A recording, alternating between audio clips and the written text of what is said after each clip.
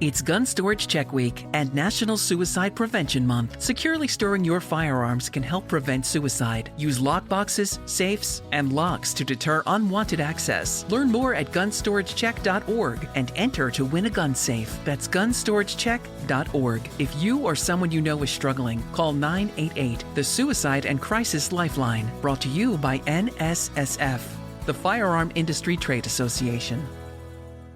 What kind of programs does this school have? How are the test scores? How many kids to a classroom? Homes.com knows these are all things you ask when you're home shopping as a parent. That's why each listing on Homes.com includes extensive reports on local schools, including photos, parent reviews, test scores, student-teacher ratio, school rankings, and more. The information is from multiple trusted sources and curated by Homes.com's dedicated in-house research team. It's all so you can make the right decision for your family. Homes.com.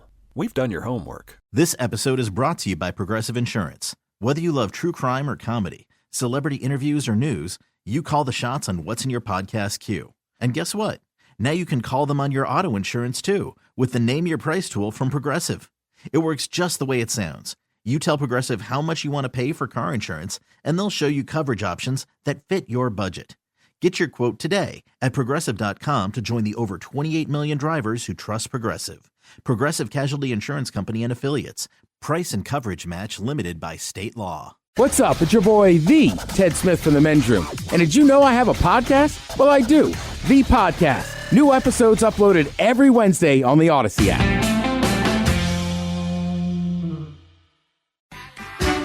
Unfortunately, what you're about to hear is real.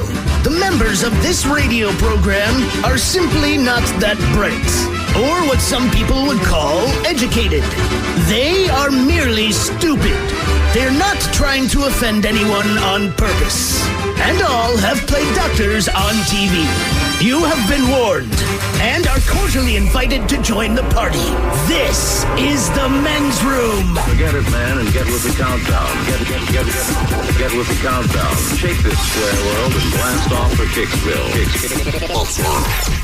The trippers, the grasshoppers, the hip ones, all gathered in secrecy and flying high as a kite. This is the Men's Room with Miles and Thrill. You know what they say, shake your radio more than 3 times, and you're playing with it. You're listening to the Men's Room.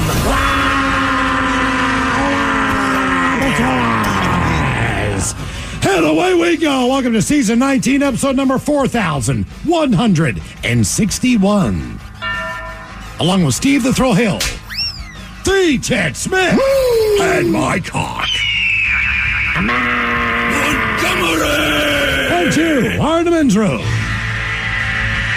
On tap today, it is a random question. Your guess is as good as mine. Category: smoking weed and Seattle grunge bands. We will play Profile This, plus headlines, Men's Room shot of the day, fun listener emails, and everyone's favorite, TV Time with Ted. Clack, clack. All right, here we go. A Colorado mall is evacuated because of delicious milk. Meanwhile, a 94-year-old daredevil is still going strong and smooth as silk. Illinois neighborhood has a wild donkey invasion. Couple charges friends for their wedding celebration. And a South Carolina man pulls a gun while trying to return candy at a candy store. That is all coming on today's very special episode of The Men's Room. And now, here's the question. Hola, bitches. Good day to you and yours. All right, not that anyone wants to be embarrassed, but embarrassment, it's an unavoidable fact of life. Ever had someone, I don't know, walk in on you while you were masturbating? Or how about someone watching you pick your nose or scratch your itchy junk? Or they hear you fart when you thought no one was around? I've been busted on all of this. Well, look, all of those pale in comparison to a man visiting Thailand. You see, he got naked, tried to have sex with a cow, got gored by the cow for his trouble, and then needed medical attention. Let's face it, just not a good look. So there's that kind of embarrassment. Then there's the oops, my bad kind of embarrassment. In Georgia, a hospital's being sued after they lost a part of a patient's skull. You see, it was removed to relieve pressure on the brain, but when it came time to reimplant it, they're just like, I don't know where we put it. Sorry about that. And we get it. People make mistakes. It's just so much worse when the mistakes are medical. Like in Florida, a doctor is facing disciplinary action after failing to wear his hearing aids. Now, normally, that wouldn't be a big deal, but during a colonoscopy, you see, he couldn't hear his patient screaming. See, the patient wasn't fully sedated when the doctor jammed the scope into his backside. I'll go ahead and let you connect the dots on that one. But look, the looks on your faces. These are just some of the stories that we've come across, stories that left us with many questions. Questions we'd like to ask you in the form of our random question, and this is how it works. You call us, we'll ask you a question at complete random. And after you share your story, we will share with you the news story that inspired said question. To be a part of the big show, the random question. Call 206-803-ROCK. Like the Men's Room on Facebook, follow us on Twitter and Instagram at Men's Room Live, and send those emails to the Men's Room at KISW.com. This episode is brought to you by Progressive Insurance. Whether you love true crime or comedy, celebrity interviews or news, you call the shots on what's in your podcast queue. And guess what? Now you can call them on your auto insurance too with the Name Your Price tool from Progressive. It works just the way it sounds. You tell Progressive how much you want to pay for car insurance, and they'll show you coverage options that fit your budget. Get your quote today at Progressive.com to join the over 28 million drivers who trust Progressive. Progressive Casualty Insurance Company and Affiliates. Price and coverage match limited by state law. It's one thing falling in love with a house, and quite another navigating the world of negotiating, mortgage lenders, and finding the budget that works best for you. Guidance from an agent who's a Realtor can make all the difference, because that's who we are. Realtors are members of the National Association of Realtors. This is NSSF, the Firearm Industry Trade Association. It's Gun Storage Check Week and National Suicide Prevention Month. Securely storing firearms can help prevent suicide. Use lockboxes, safes, and locks to deter unwanted access. Learn more at gunstoragececk.org and enter to win a gun safe. That's gunstoragececk.org. If you or someone you know is struggling, call 988, the Suicide and Crisis Lifeline. As a roofer, I'm always on the go. So I need to be able to get things done from anywhere.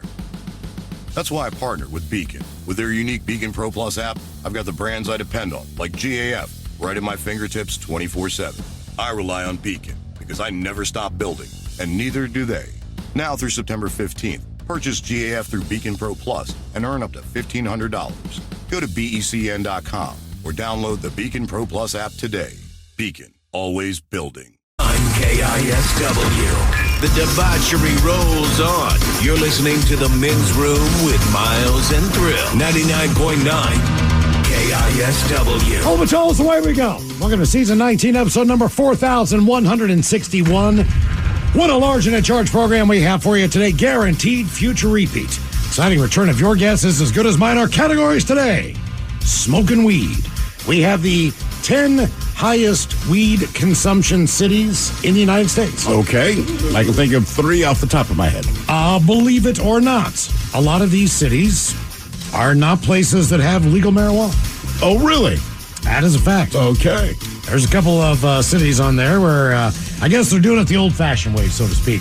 I mean, it's the way we grew up doing illegally. It. Yeah. But either way, we've got the 10 cities with the highest weed consumption. The United States of America is the country that smokes the most weed in the world. Really? Just so that you makes know. sense. Yep. The American legal cannabis industry fared pretty well last year.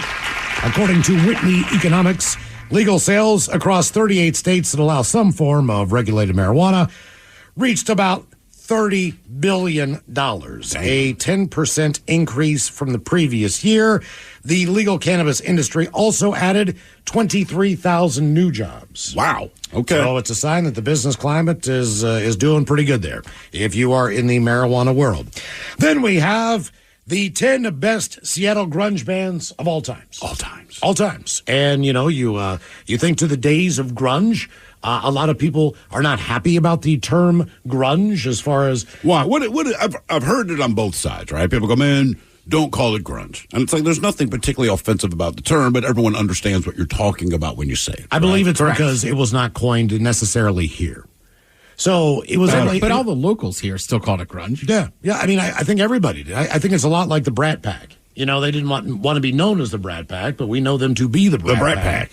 An author coined that term who was writing an article about them. I don't know that, especially like Andrew McCarthy watching that documentary, he was not happy about that. But either way, he said it kind of pigeoned I guess, his career, so to speak. But poor guy. Well, I mean, Demi Moore did pretty well. Robert Downey Jr. Rob Lowe did pretty well. Right. You know, Ralph Macchio's doing pretty well. I mean, well, granted, he plays one character. I mean, I mean, look, other than Karate Kid, and look, I know he's been in other things. Name another character that Ralph Macchio has played. My Cousin Vinny, and I'm not sure the character name. Yep. Good work. That's not a bad movie. Good work. Either way, he's still working. Yeah. He's still active. But, we've got He's still Danielson. The 10 biggest grunge bands in Seattle history. Now, when you look at some of the bands in Seattle, you know Jimi Hendrix is not a grunge artist, so to speak. He doesn't fit in that category, nor does Heart. Queensryche. Death Cab for Cutie. There's a number of bands. Kenny G. Sure. I mean, there's a lot of great... He's grunge jazz. Yeah. I mean, Sir Mix-a-Lot, very popular, but not in the category of grunge. So those are your... Mix isn't grunge? No, he's not. Who else? Macklemore. Not grunge, but either way. Those are your categories. Coming up with your guess is as good as mine. Also, we'll update you on some locations from the Men's Room IPA from Black Raven Brewing. Ooh, Speaking of, we do have a little Men's Room World Tour stop this Saturday. Saturday from 5 until 8 at Mike's Chili Parlor. If you show up at Mike's Chili Parlor on Sunday, they're not open. Right. I mean, they were open yesterday for a little special event, but typically that place is not open on It's Sunday. like Chick-fil-A. They're just not going to be open. That's exactly right. But we'll be there from 5 until 8. While we were gone last week, unfortunately, one of the promos that was running on the radio station said Sunday the 24th. Well, it is, in fact, the 24th, but that's a Saturday. That is correct. Yes. So to hopefully clear up as much confusion as possible, if you know people who are planning on going, do not show up on Sunday. Show up on Saturday from 5 to 8 at Mike's. It's going to be a great time. Of course, we'll have the Men's Room IPA there for you as well. So it'll be a good night. And today is the day that we do our random question. 206-803-ROCK. Random. Hello, Danny. Welcome to the Men's Room. Hola.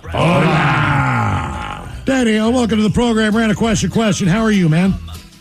Doing all right. How you doing, Miles? Oh, doing good, man. Got a much-needed week of little vacation time, so we're all rested and refreshed in here. I don't know that rested is the right word. Like, vacation is good because, you ease your brain. You're not worried about work. You're not looking at the news. You're hanging out. But I don't know that well-rested is correct. Like, I went to Foo Fighters last night. Great show.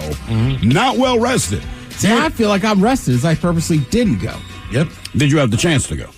Yes. Okay, I debated it. Seriously, I woke up because we got in around midnight on Friday night from our vacation. Saturday, I was okay. Yesterday, it all just came crashing home. Just your exhaustion and all that kind of thing. And I'm like, man, do I go? We decided to go. Glad I did. Great show. The only thing, Danny, sometimes it takes a little time for our brains and mouths to work together. So it seems like that's a little rusty coming back. But what we're saying is the show's going to suck, but All right, Danny, how old are you? Enjoy it. I am 40. You're 40. Okay. Have you ever had a colonoscopy? I have not. Okay. Then what was your most recent medical procedure?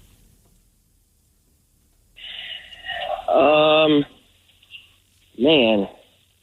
I don't know. I guess if you count the dentist. I mean, but maybe I haven't really had any procedures. I mean, I go to the doctor and get medication and stuff. Okay, well, the dentist, the dentist is a medical procedure. I mean, it is. Yeah. Is this just routine cleaning, or did you have to see the dentist? Well, no. I mean, I guess. Well, I wasn't going to count the cleaning. I mean, I had a cavity maybe 4 years ago or something. All right. That's the first one I've ever had. Well, hey, was that your first cavity? Good on you, man. Yeah, it sounds like you're in pretty good health. Really. Okay. Well, kind of. I mean, I got asthma and stuff from Iraq, but I just don't end up in the hospital very often, So wait, well medicated. You said you got asthma from Iraq?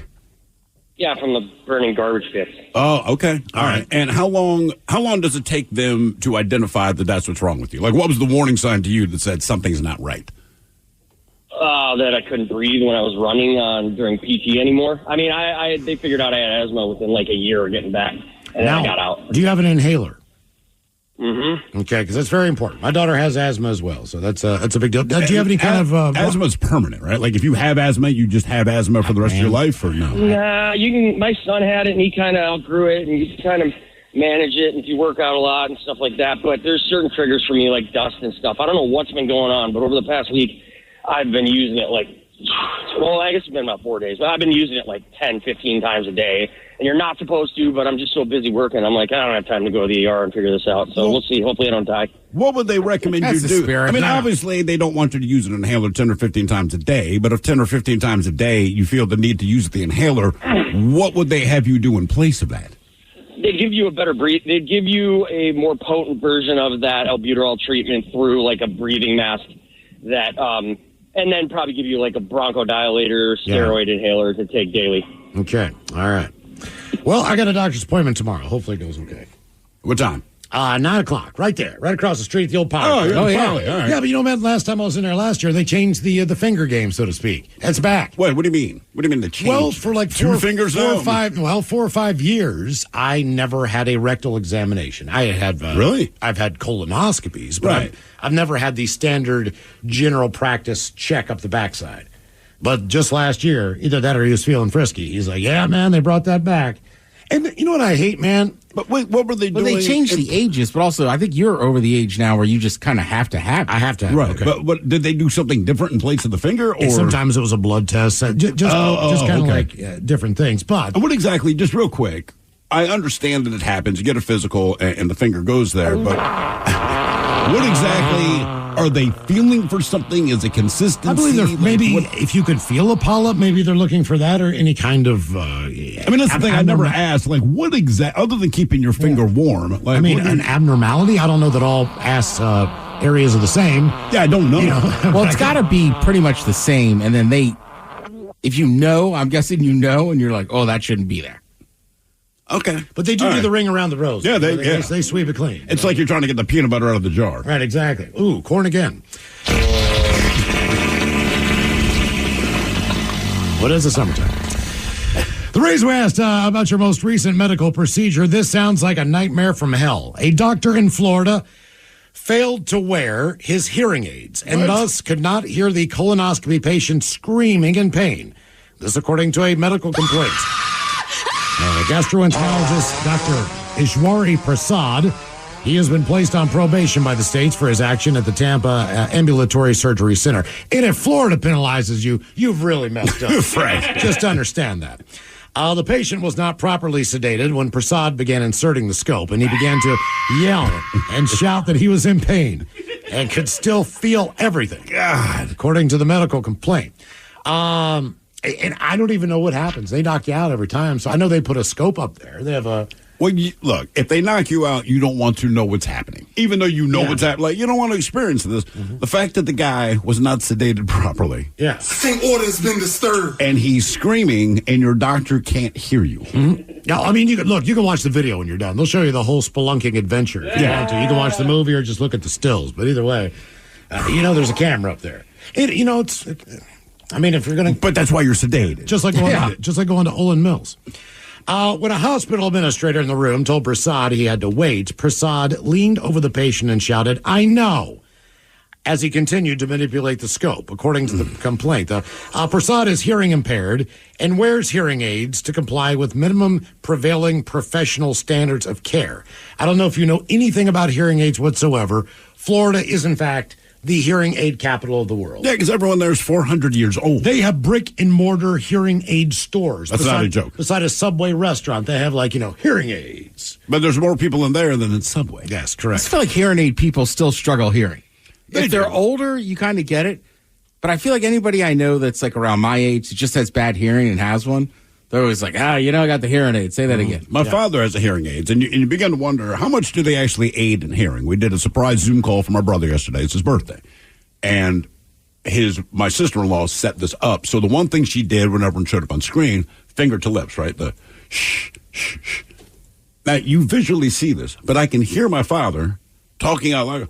Oh, there's my grandkids. Yeah, there they are. It's like, Jesus Christ. My mom's like, Robert, shut up. What? I just said that. Yeah, they're sitting next to each other, and she says something about his hearing aid. I'm like, well, they don't work. Apparently, they technology-wise are way ahead of what we know them to be.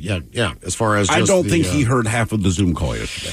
Well, the physician, he's been licensed since 1990, is also accused of having a surgical tech perform tasks that the only person should be doing is the doctor. And then with a second colonoscopy patient that day, the complaint says that Prasad may have not been wearing the hearing aids again during both procedures, making it basically impossible for his team to communicate with him during this. This is a one-off event, more than likely. I hope so. Don't let this story scare you. When does he wear it if he doesn't wear it during the most important part of his day? Because, right, you're talking to a patient who's giving you, the information that they know. And look, just as a general rule, if you're going to slam something up somebody's backside, you should be able to hear their response. And by the way, people have checked in on the text lines here. As far as the doctor sticking their finger in the backside, they're just checking the prostate. Oh, to see if it's inflamed, I guess, or anything. I don't know. Checking the prostate. She wants a D, and she's going to get one. And then a question for you, Miles. I said, are you sure that was the doctor? That's my buddy Gary. Where am I? You're in the doctor's office, Miles. But I'm not a doctor. But I'm going to check your prostate. Play one on TV. Hello, Jess. Welcome to the men's room. Hola. Hola. Jess, welcome to the program. Random question. What do we have for you, Jess? Let's see here. All right, let's go with... this is fun. Let's go with this one. What have you either had stolen from you, or what have you stolen yourself? Oh, gosh. I guess this is kind of like the two go together. It's all connected. Okay, so this back in high school, this guy that used to smoke weed with, we knew a couple of mutual friends, and my best friend and I, we had been working telemarketing, but we were like 15, so we couldn't work that many hours, and it was a small paycheck, and my friend was all like, oh, yeah, blah, blah, blah, I just need to borrow this. And so we ended up, this other friend ended up going over to reclaim my money, and we kind of sort of told this guy we wanted to smoke some weed with him. We knew he had these really nice, expensive bongs because he had a lot of money, or his dad, I should say. So my friend, who was on the wrestling team for a high school that I won't name, he beat the crap out of this guy, took his bong, got my money back. So, but that was because he had stole from me. But then I guess technically, yeah. So you stole his bong? Well, yeah, you stole. Look, it's okay, man. I said I had a friend who knew some people, and they just wanted to help me get my money back. You'll break the damn thing away. There's no such thing as ordering or owning a glass bong and being able to keep it for more than 3 months. I have not been able to do it successfully in my entire life. Someone stealing it or breaking? I break it. I totally ruined the whole thing by myself. I'm pretty good at messing stuff up. But I feel like nowadays it's not as big of a deal. What, since it's gotten legalized? Or just maybe it's just because like the state of Washington, I feel like or Seattle's always had more smoke shops. But like when I was in high school, there was like one in Baltimore you heard about. Yeah, and people would go get a bong, but like they're always breaking. It was just like a massive deal. Can we say bong now? Can I go into a weed shop and say, look, you guys kept saying it depends. it depends on the state. Wouldn't you think? It depends on the state. If it's legal, I'm just saying. So if I went to a Seattle weed shop, right? Because it's like, we don't sell bongs. I'm like, your water pipe is a bong. I get it. We'll do the code thing. But can I just say bong now? Well, right. But they always made you say water pipe in the head shops. Correct. So I think you could say bong in a weed store. I don't know. I never would think to buy a bong at the actual dispensary. But what's funny is you could go to like a gas station convenience store and would you like to buy a bong? Okay, it's a bong here. They're not the ones being regulated for that. Sure. But they should be. Or back in the day, the brass knuckles. Right, the throwing star. Or the switchblade comb or whatever they had in that little glass plastic case that sets up on the counter. If you buy this umbrella, there's a knife blade in the handle. Yeah, and I don't know why. A Coke bullet. And the head shops, as we call them, right, like just that mainly are selling like glass and grinders. For some reason, the people that work there always have to be kind of an arrogant D. Always. Yeah, that's true. That's true. Reason we asked, have you ever stolen anything or what has been stolen from you? This involves all of us, possibly. There's supposedly been another massive data breach. This time it involves everyone's social security number along with your physical address. A hacking group called USDOD, I believe that's probably how you say that, claims to have stolen 2.7 billion records earlier this year from national public data. Now, they provide personal information to employers, private investigators, and other people who are doing background checks. You want a loan for a car? they're going to go through this type of service to find out how your credit is and everything else. That includes sensitive identification for everyone in the United States, also England and Canada. Now, believe it or not, they've already tried to sell it. They're not sure if they've sold all the information yet, but they've been trying to. And some of it may have been leaked. It's unclear how big of a threat it is. Officials are advising people to monitor their credit reports and manage their passwords effectively. Good God. Good times. More of the Random Question coming up. 206-803-ROCK. It's warming up, folks, and about time to turn on your AC unit and cross your fingers. Or you can give up that moment of truth and switch to an American Standard heat pump system like I did. My place is on Comfort Autopilot thanks to American Standard. Energy efficient and reliable, my heat pump keeps things cool like the Arctic in the summer. And with energy incentives, I was able to save. Ready for the future of comfort? Learn more at americanstandardair.com/electrification. As a Ford owner, there are lots of choices of where to get your vehicle serviced. You could choose to go to their place, the local dealership, your place, home, apartment, or condo, your workplace, even your happy place, like your cottage on the lake. Go to your Ford dealer or choose Ford Pickup and Delivery to have your vehicle picked up, serviced, and brought right back. Or choose mobile service, where a technician will come to you and do routine maintenance right on the spot. Both are complimentary and depend on your location. That's ownership built around you. Contact your participating dealer or visit FordService.com for important details and limitations. From the mind of a 2-foot-tall talking spokes puppet comes this year's biggest challenge. It's time for Bob's Dare to Compare, the hottest game show on TV that asks, what happens when you compare Bob's to the competition? You get style. You get quality. You get beeps and boops and dings and whomps. And thousands of dollars in savings. Everyone's a winner when you dare to compare with Bob's Discount Furniture. Shop in store or at mybobs.com to play now. Unlock the power of mushrooms with Ohm Mushrooms. Ohm's variety of mushroom products help support memory, focus, and energy with our functional mushrooms. Want stress relief? Our Relax gummies are formulated with reishi to help you keep cool, calm, and collected. And our protein powders? They'll help support energy and muscle recovery with lion's mane, cordyceps, and more. These statements have not been evaluated by the FDA. Ohm Mushrooms products are not intended to diagnose, treat, cure, or prevent any disease. Visit ohmmushrooms.com today. Enter Hello Ohm for 20% off. 99.9 KISW. The shenanigans continue. This is the Men's Room with Miles and Thrill. KISW's 5th annual Kicks for Kids campaign is going on. We're going to help the folks at Mary's Place and get a brand new pair of sneakers for the kids going back to school. Yes. Now, the cool thing about this deal is, as you know, to have that confidence you need to feel good about yourself, the kids get to pick out their own shoes. Yeah. So the goal is $20,000. And if you want to go to KISW.com right now, please donate what you can. Keep in mind, Friday, that'll be the big push. That's where we'll do the whole, I guess as Castle would say, the public radio drive. Yeah, right. Put on the full court press there and try to get that number. It's important. And the more money we can get, the better off we are. There's other things associated with this. If they get enough money for the shoes, they help kids with classroom essentials, things that they can't afford to get. So there's some kids out there that need our help. So if you please can, head to KISW.com and donate what you can. Thing I read like 2 weeks ago, I think they said for the average parent per child going back to school, it's over $400. And that does not include the shoes. That's like all the notebooks and the highlighters and the glue sticks and just all this crap. And I'm thinking, man, when I was going to school, when it was back to school time, your parents begrudgingly took you to the store. You got maybe 2 pencils. You got a pen, because not a lot of teachers wanted you to write in pen, but they'd get you one. Maybe I got a Trapper Keeper. Which and was that okay. was about it, man. I mean, there was nothing. But we didn't supply the school with materials. Right. And if you get a pack of pencils, thank you. I need them. I'm not excited about going back to school. No. It's still school for a kid. I mean, that was the problem. Some kids are more excited about it than others because they're smart.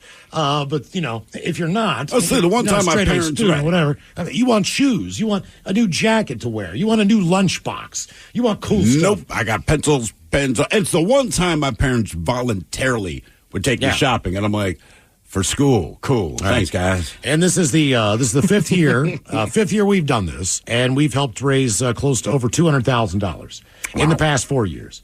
So that's we really appreciate that. Thank you for helping us out there. But $20,000 is needed for this year. Yeah. So we're going to try to hit that goal all this week, and hopefully by Friday we will be able to celebrate a little bit and help the folks at Mary's Place. So head to KISW.com if you can. Random. All right, here's random question 206-803-ROCK. Hello, Josh. Welcome to the men's room. Hola. Hola. Josh, welcome to the program. What do we got for you here? All right. How about this one? What is the most embarrassing thing that you have been caught doing in your lifetime? The most embarrassing thing. Oh, man. Shoot. Probably watching porn when I was a teenager. And who busted you?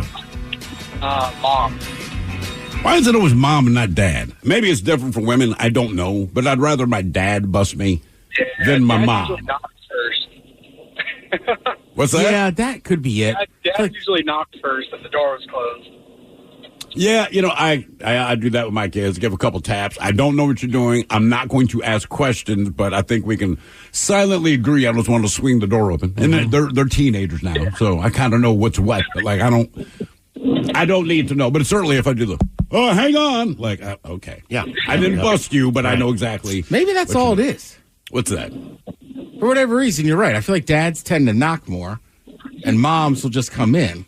Now, maybe it's because it's dudes. It's just like, oh, God, I don't want to know. They don't want to know. You know what I mean? That's bad for both of us. Whereas I feel like the mom's just like, oh, I'm going to go see my kid.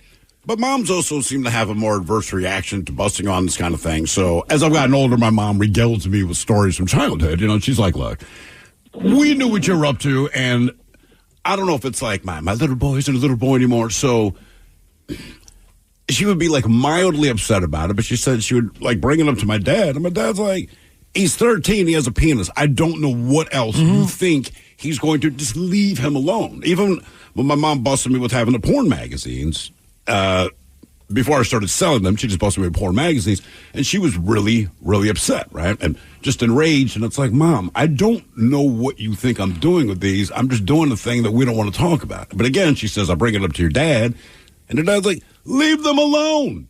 Yes, he's 13. He has porn magazines. Yeah. Of course he does. So, there's something about being a dad. You're like, look, I don't care. I don't care to walk in on it. You know what I mean? I don't want to humiliate you while you're doing it. You guys probably did not live close to your grandparents. I did. No. But I did. I don't know what the deal was in West Virginia, but it was an open door policy.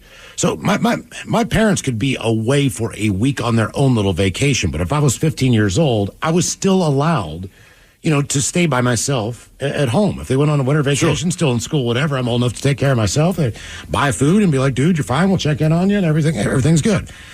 The grandparents don't knock. Ever. Especially my grandfather. He would walk in, and my mom would get pissed because she would try to sneak a cigarette out on the back deck when she was still smoking or trying to quit or whatever. Is that her dad? No, that was my stepfather's dad. But it was just like... So wait, he would get mad at your mom if she were busted smoking? No, she would get mad because you just never knew when he was just going to walk in the house. Sure. I mean, he would never knock. He would never ring the doorbell. He was just in your kitchen. And you're like, Jesus, Nick, what are you doing here? Now, your only immediate family. I don't care if you open the door and walk in. That's the way it should be. But, yeah. I would never, Did he ever bust you handling your business? No. My kids have had their own places before. I would never go over to their place and just walk in. No. And not knock or text them and let them know that I was coming or, quick phone call. Hey, I'm in the neighborhood. I'm thinking about stopping by, whatever the deal is. That's not how it worked back then. It was just like, oh, I'm in the neighborhood. I'm going to walk in the door. It is weird. I own my home. This is my freaking house. And I still knock on the door to technically my bedroom where I let them stay just because whatever you're doing behind closed doors, don't want to know. And a lot of times, I'll knock. There's no response. Then I'll open the door and there's just a quick hand motion. There's just something to let you know that whatever was on that phone was probably saucy. But at least their pants are on. So I'm like, all right, man, I'll ignore it. You're right, because, our grandparents lived close to us, but I don't think they ever came by without knocking. That would be strange. It was. Yeah, that's not okay. It drove my mom nuts because, she would turn around the corner and they'd both be in the living room. I was like, Say something like, hello, I'm here. Where is anybody home? Yeah, at least that. Where I have done it is if you're with a group, family vacation. Yeah. Kind of like you were just on. That's what I'm thinking of. Right? Like everybody's staying, I don't know, in the same building or whatever. So I didn't think about it, but I was staying. It wasn't my family. I was an adult. I was 19 or 20. Yeah. But same thing. Like, I had agreed with some of the other adults maybe to play cards and have drinks later. But I walked into the condo that was just a couple. Oh. Yeah. Yeah, it's different. They must have just finished. And I was like, oh, I'll come back. And I was just like, I remember they said like 2 words to me, and I went, if you don't bring it up, I will not bring it up. I'll tell you what, we man. left it at that. You're right. So there were 25 of us. It's a big-ass house that they rent on the beach in Delaware every year. There's 25 of us, and it's fine. Everyone's used to each other and all that. And I'm close with everyone, but there are limits to your closeness. So because it's a beach house, none of the doors, the interior doors, none of them are solid. They're all like those louvered doors. Oh, yeah. Including the bathroom. Now, I understand that people can't see in, but when you're sitting on the toilet, you can see out. So I can see who's in the hall. Everyone tends to talk close. I would just speed this up and say I treated myself to a chocolate milkshake late night. We'd all gone out like for dinner. All right. Made whole milk. I knew I was going to pay the price. What I did not think about, however, was 4 o'clock in the morning when my gut's just killing me and I know I have got to absolutely just blow it out the backside. The amount of noise that my ass made in that bathroom, okay? And again, it's not solid doors, but that also includes the bedrooms that are right next to it. So I am blowing it, and I'm trying to do it as quiet as I can. You know, so like you pause, you clench, you try to dribble it out, but my ass wasn't playing that game. It's like, you drink a chocolate shake, we're going to let the world know. So I am blowing up the bathroom. I'm in there for probably 15 minutes, and it's awful, and it's loud, but I realize through these louvered doors, right around the corner is another bedroom with 2 young ladies, about 21, 22 years old. They also have louvered doors. Following morning, I get up, and it's just this real quick eye lock. I mean, it lasts like a billionth of a second, man. But these 2 chicks look at me. I say good morning, walk upstairs, grab breakfast. They say good morning, and there's just this knowing in their eyes. They're not trying to make me feel bad, like I said, a billionth of a second. But in that billionth of a second, all I can think is, they heard me pooping for 15 minutes straight last night. Yeah, I probably woke them up. There's no way to hide the sound. Reason we asked, what's the most embarrassing thing you've been caught doing? A Russian tourist who was trying to have sex with a cow was gored by the animal and had to be rescued by Thai police. The 26-year-old is said to have stripped off and saddled on over to a male bull before saying, maybe that's a bad idea. So he turned his attention to a female tied to a wooden fence in a field in southern Thailand. This was yesterday afternoon.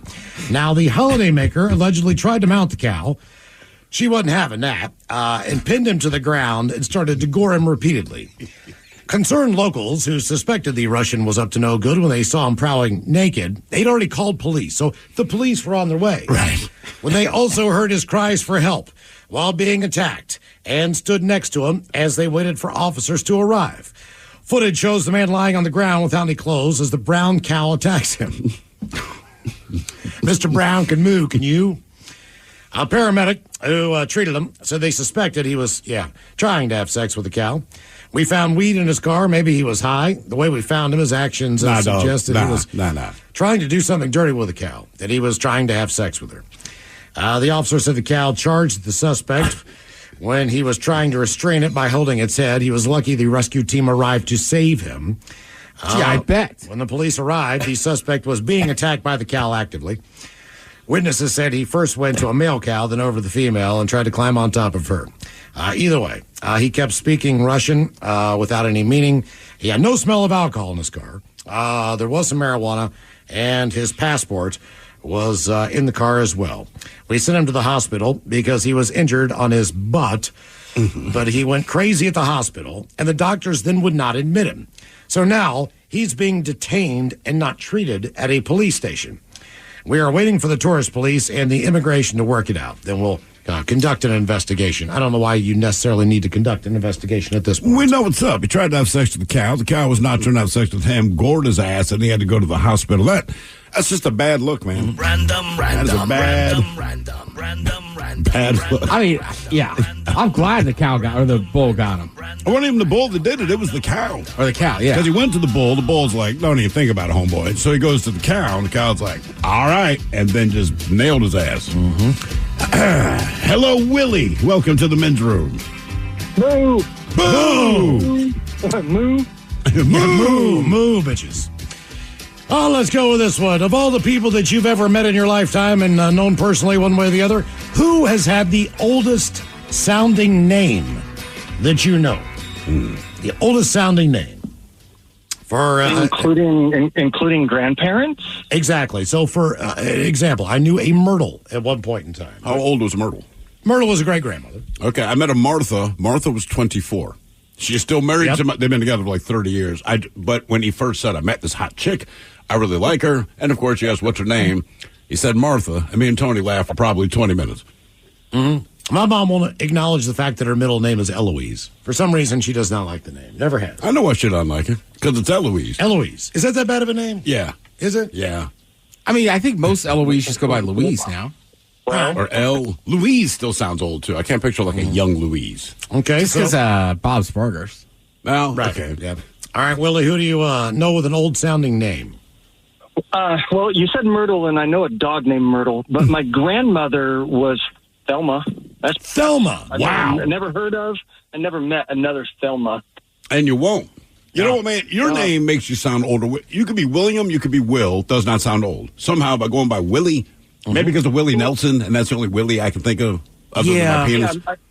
My name's Willie Bent, and that was just a cruel and unusual joke. Willie Bent. Are you being serious? No, Thrill, I'm not. Okay, thank God. That's your name, Willie Bent. No, that is a joke, you see. Oh, okay. I was going to say, yeah, Jesus. No, yeah, it's an assumed name after too many whiskeys. I become Willie Bent sometimes. Yeah, I think we all have been.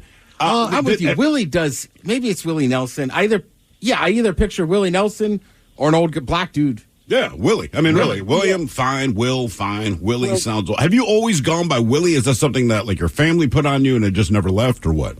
Oh, no, that was a house that I used to share with a bunch of guys, and we used to get junk mail because the place people had been living there for a long time, get junk mail for this man named William Bent, and then you put it in reverse, it's Bent, William, right. And I just thought that was hilarious.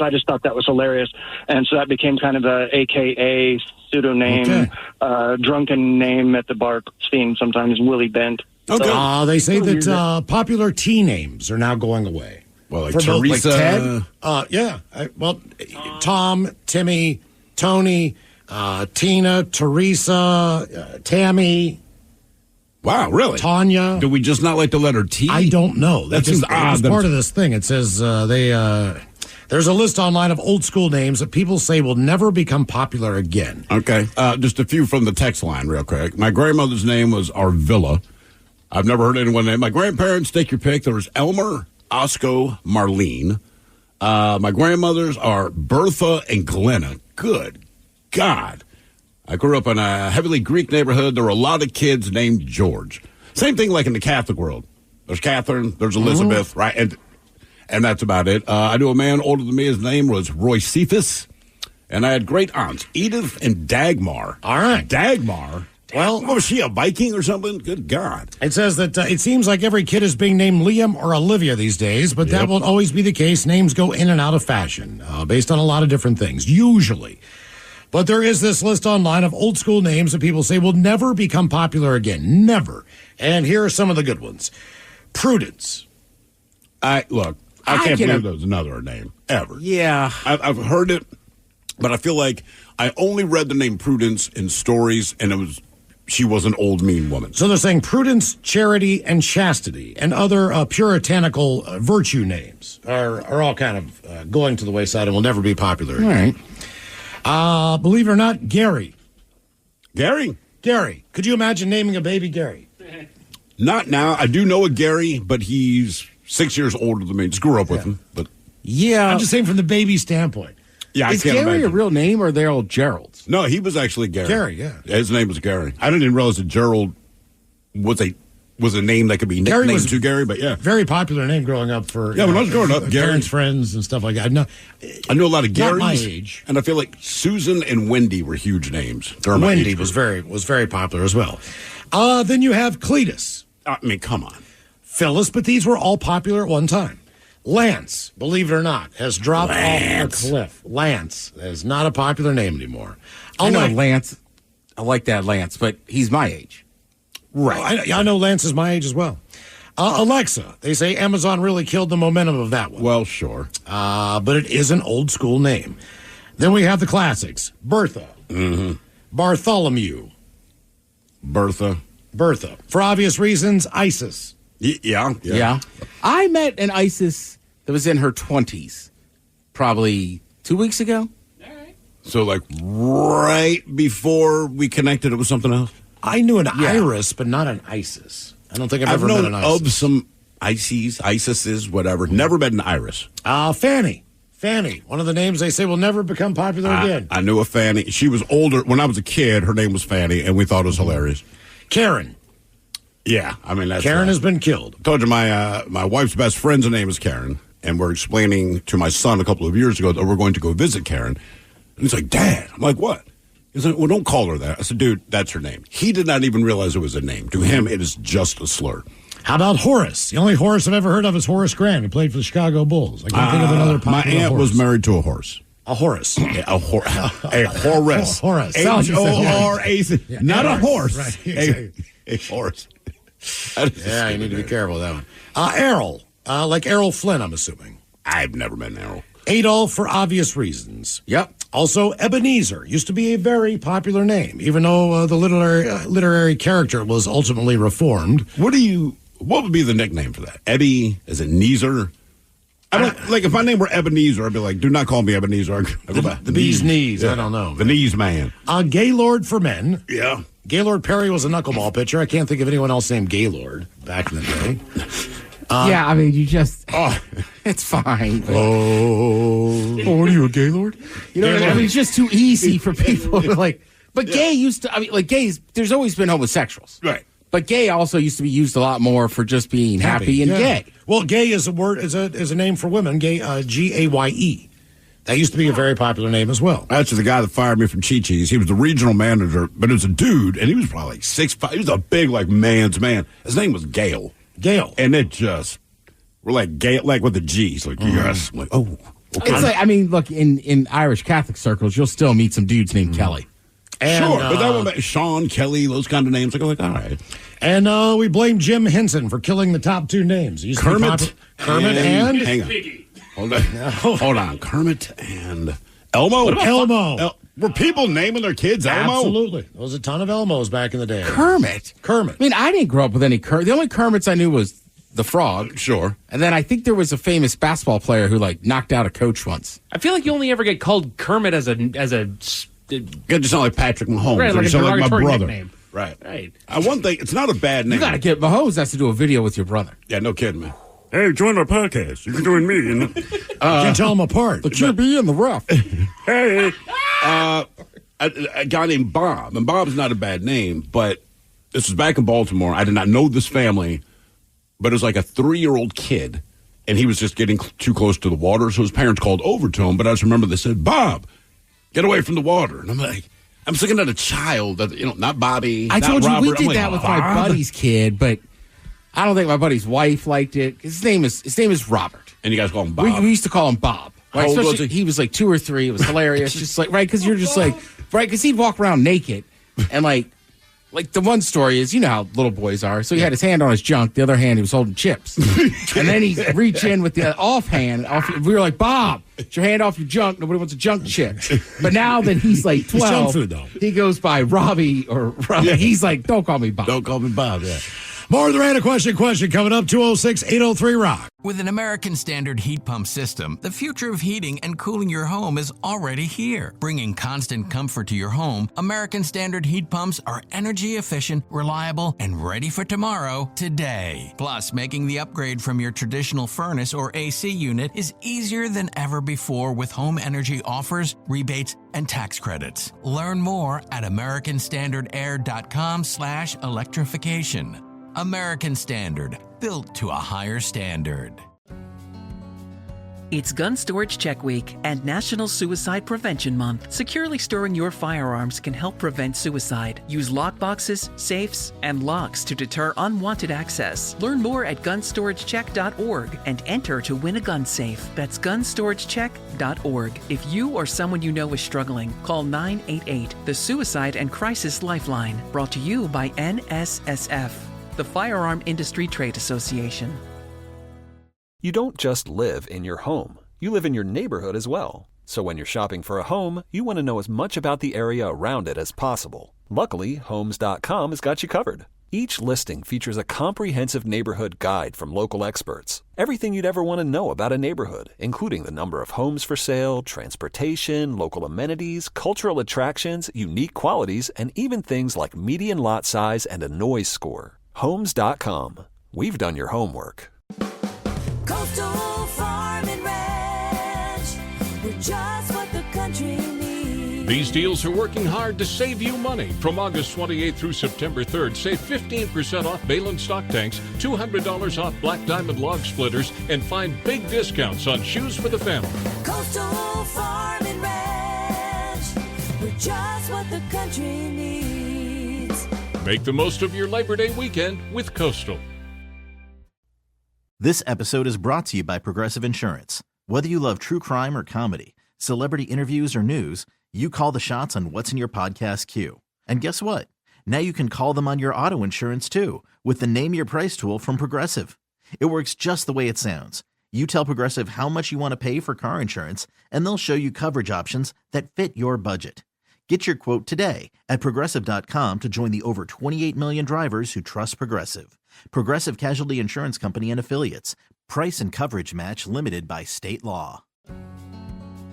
It's Gun Storage Check Week and National Suicide Prevention Month. Securely storing your firearms can help prevent suicide. Use lockboxes, safes, and locks to deter unwanted access. Learn more at gunstoragechek.org and enter to win a gun safe. That's gunstoragechek.org. If you or someone you know is struggling, call 988, the Suicide and Crisis Lifeline. Brought to you by NSSF, the Firearm Industry Trade Association.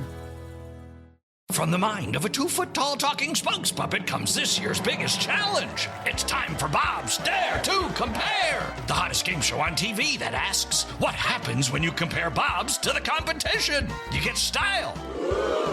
You get quality. You get beeps and boops and dings and whomps. And thousands of dollars in savings. Everyone's a winner when you dare to compare with Bob's Discount Furniture. Shop in store or at mybobs.com to play now. Coastal Farm and Ranch. We're just what the country needs. These deals are working hard to save you money. From August 28th through September 3rd, save 15% off Balin stock tanks, $200 off Black Diamond log splitters, and find big discounts on shoes for the family. Coastal Farm and Ranch. We're just what the country needs. Make the most of your Labor Day weekend with Coastal. What's up? It's your boy, the Ted Smith from the Men's Room. And did you know I have a podcast? Well, I do. The Podcast. New episodes uploaded every Wednesday on the Odyssey app. 99.9 KISW. 99.9 KISW. We return to the Men's Room with Miles and Thrill. It is Random Question 206-803-ROCK. Random. Hello, Alex. Welcome to the Men's Room. Hey, guys, it's about time. Hola. Time for what? The Random Question. You're just in time. How about that? No, it's that I was trying to call in around 2 o'clock when your show starts, and for whatever reason, the calls just kept dropping. Have you had any familiarity with our phone system here? Do not be surprised. Yes, I know, Thrill, it sucks. Yeah, that's basically what I'm getting at there. Okay. Well, we stop got you your now. bitching. That's right. All right, Alex, let's go with this one. What would you say was your favorite junk food that you cannot get anymore? A favorite food or junk food that was available at one point in time, but you can't get it anymore? Oh, wow. It's probably a little, no, not Little Debbie, a Hostess thing that's not sold at the grocery stores here anymore. I think that's the Twinkie.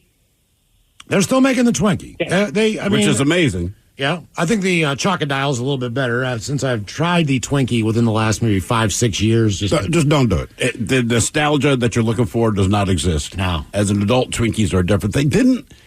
I liked a Ho-Ho growing up. They still make Ho-Hos. I mean, I think Hostess still has some products that I don't mind. It's just I thought the Twinkie, I thought that was like the top of the mountain back in the day as far as a kid, I did, but I think because my parents they never bought pretzels and they never bought Twinkies, right? So we would get chips and we got like the Little Debbie oatmeal cream pies.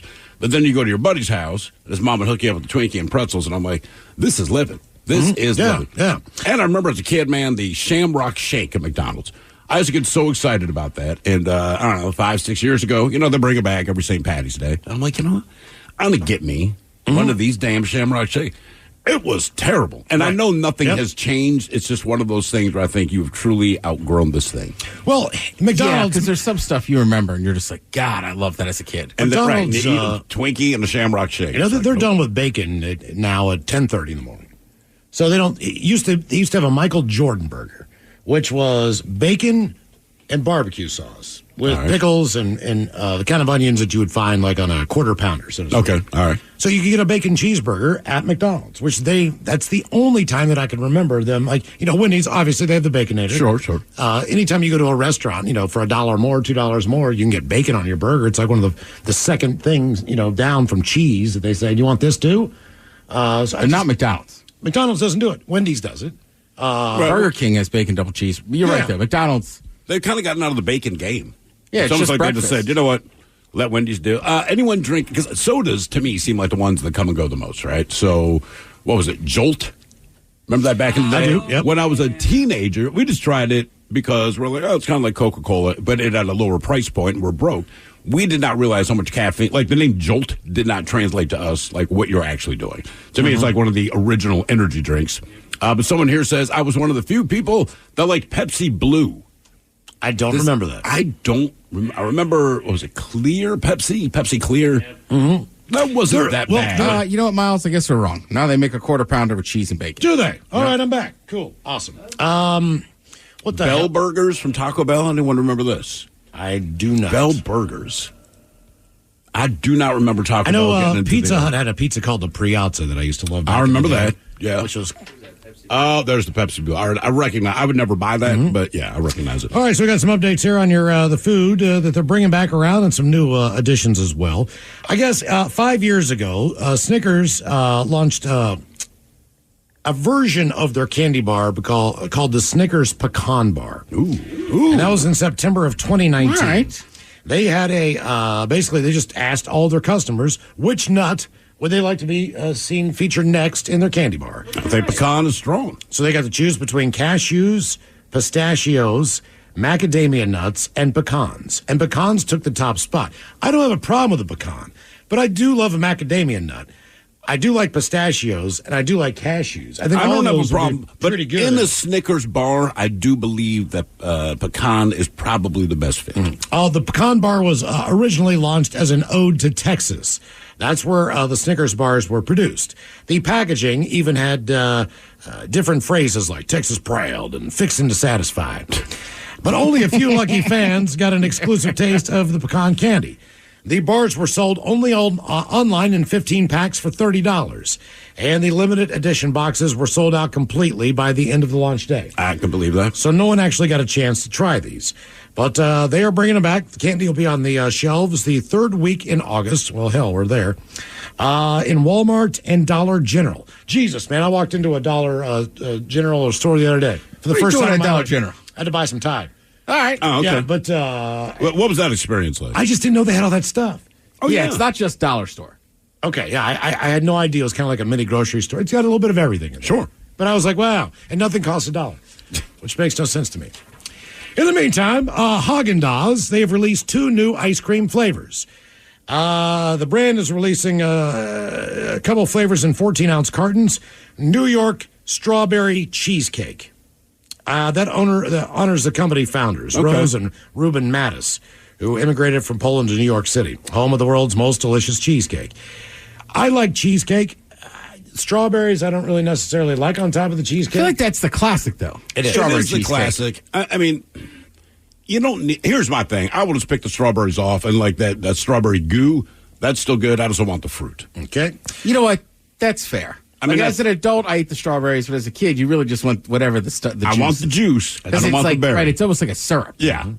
Vanilla caramel pecan is another. Beloved by those who get it in the shops under the name Pralines and Cream. Oh, all right. Flavor's now been reimagined for even more decadence. It has creamy vanilla ice cream paired with perfectly gooey caramel sauce and a caramelized toasted pecan mix. Do we use the term gooey as a positive outside of the culinary world? You can say the cheese is gooey. You can say the chocolate is gooey. It's a good thing. Can you describe anything else as gooey and people see it as positive? Like, baby, you're so excited. I'm feeling gooey down there. Like, just I don't know that you use gooey outside of food. Well, I mean, because look, gooey and oozing are roughly the same thing. But no one's going to say our pizza oozes with cheese because you think something different. But no one says, cheese? I'm feeling gooey down there. I'm going to the doctor. Right? You never say. Like a molten lava cake doesn't have. It's not oozing. They'll say fudge. It's gooey. You're right. It's got gooey fudge. Gooey fudge. And I wouldn't say like, oh, I tore off the scab and now it's got gooey blood coming gooey, out. Yeah. God. What else? We got Trader Joe's is doing a s'mores ice cream. Yes. They are bringing that back. Yeah, Mike's happy. Do you ever just eat s'mores straight up, Mike? Like when the season hits, quote unquote? We had some s'mores earlier this season for sure, but I will swear by that s'mores ice cream. Do you only use chocolate or do you use the like the Reese's peanut butter cups? I haven't done that yet. I've wanted to, but usually we don't do s'mores a whole lot throughout the summer. Sure. So we kind of stick with the tried and true, and I never think at the moment to get some Reese's to, change it up a little bit. I want to do it. Do it, yeah. Use a crunch bar, too. It's exactly what you expect. Graham cracker flavored ice cream with marshmallow and chocolate swirls and added a pinch of sea salt. Squirrels? Swirls. Oh. Squirrels. We put chocolate squirrels. Squirrel. And these are the ones I like the most. But you always have to go someplace else to get them.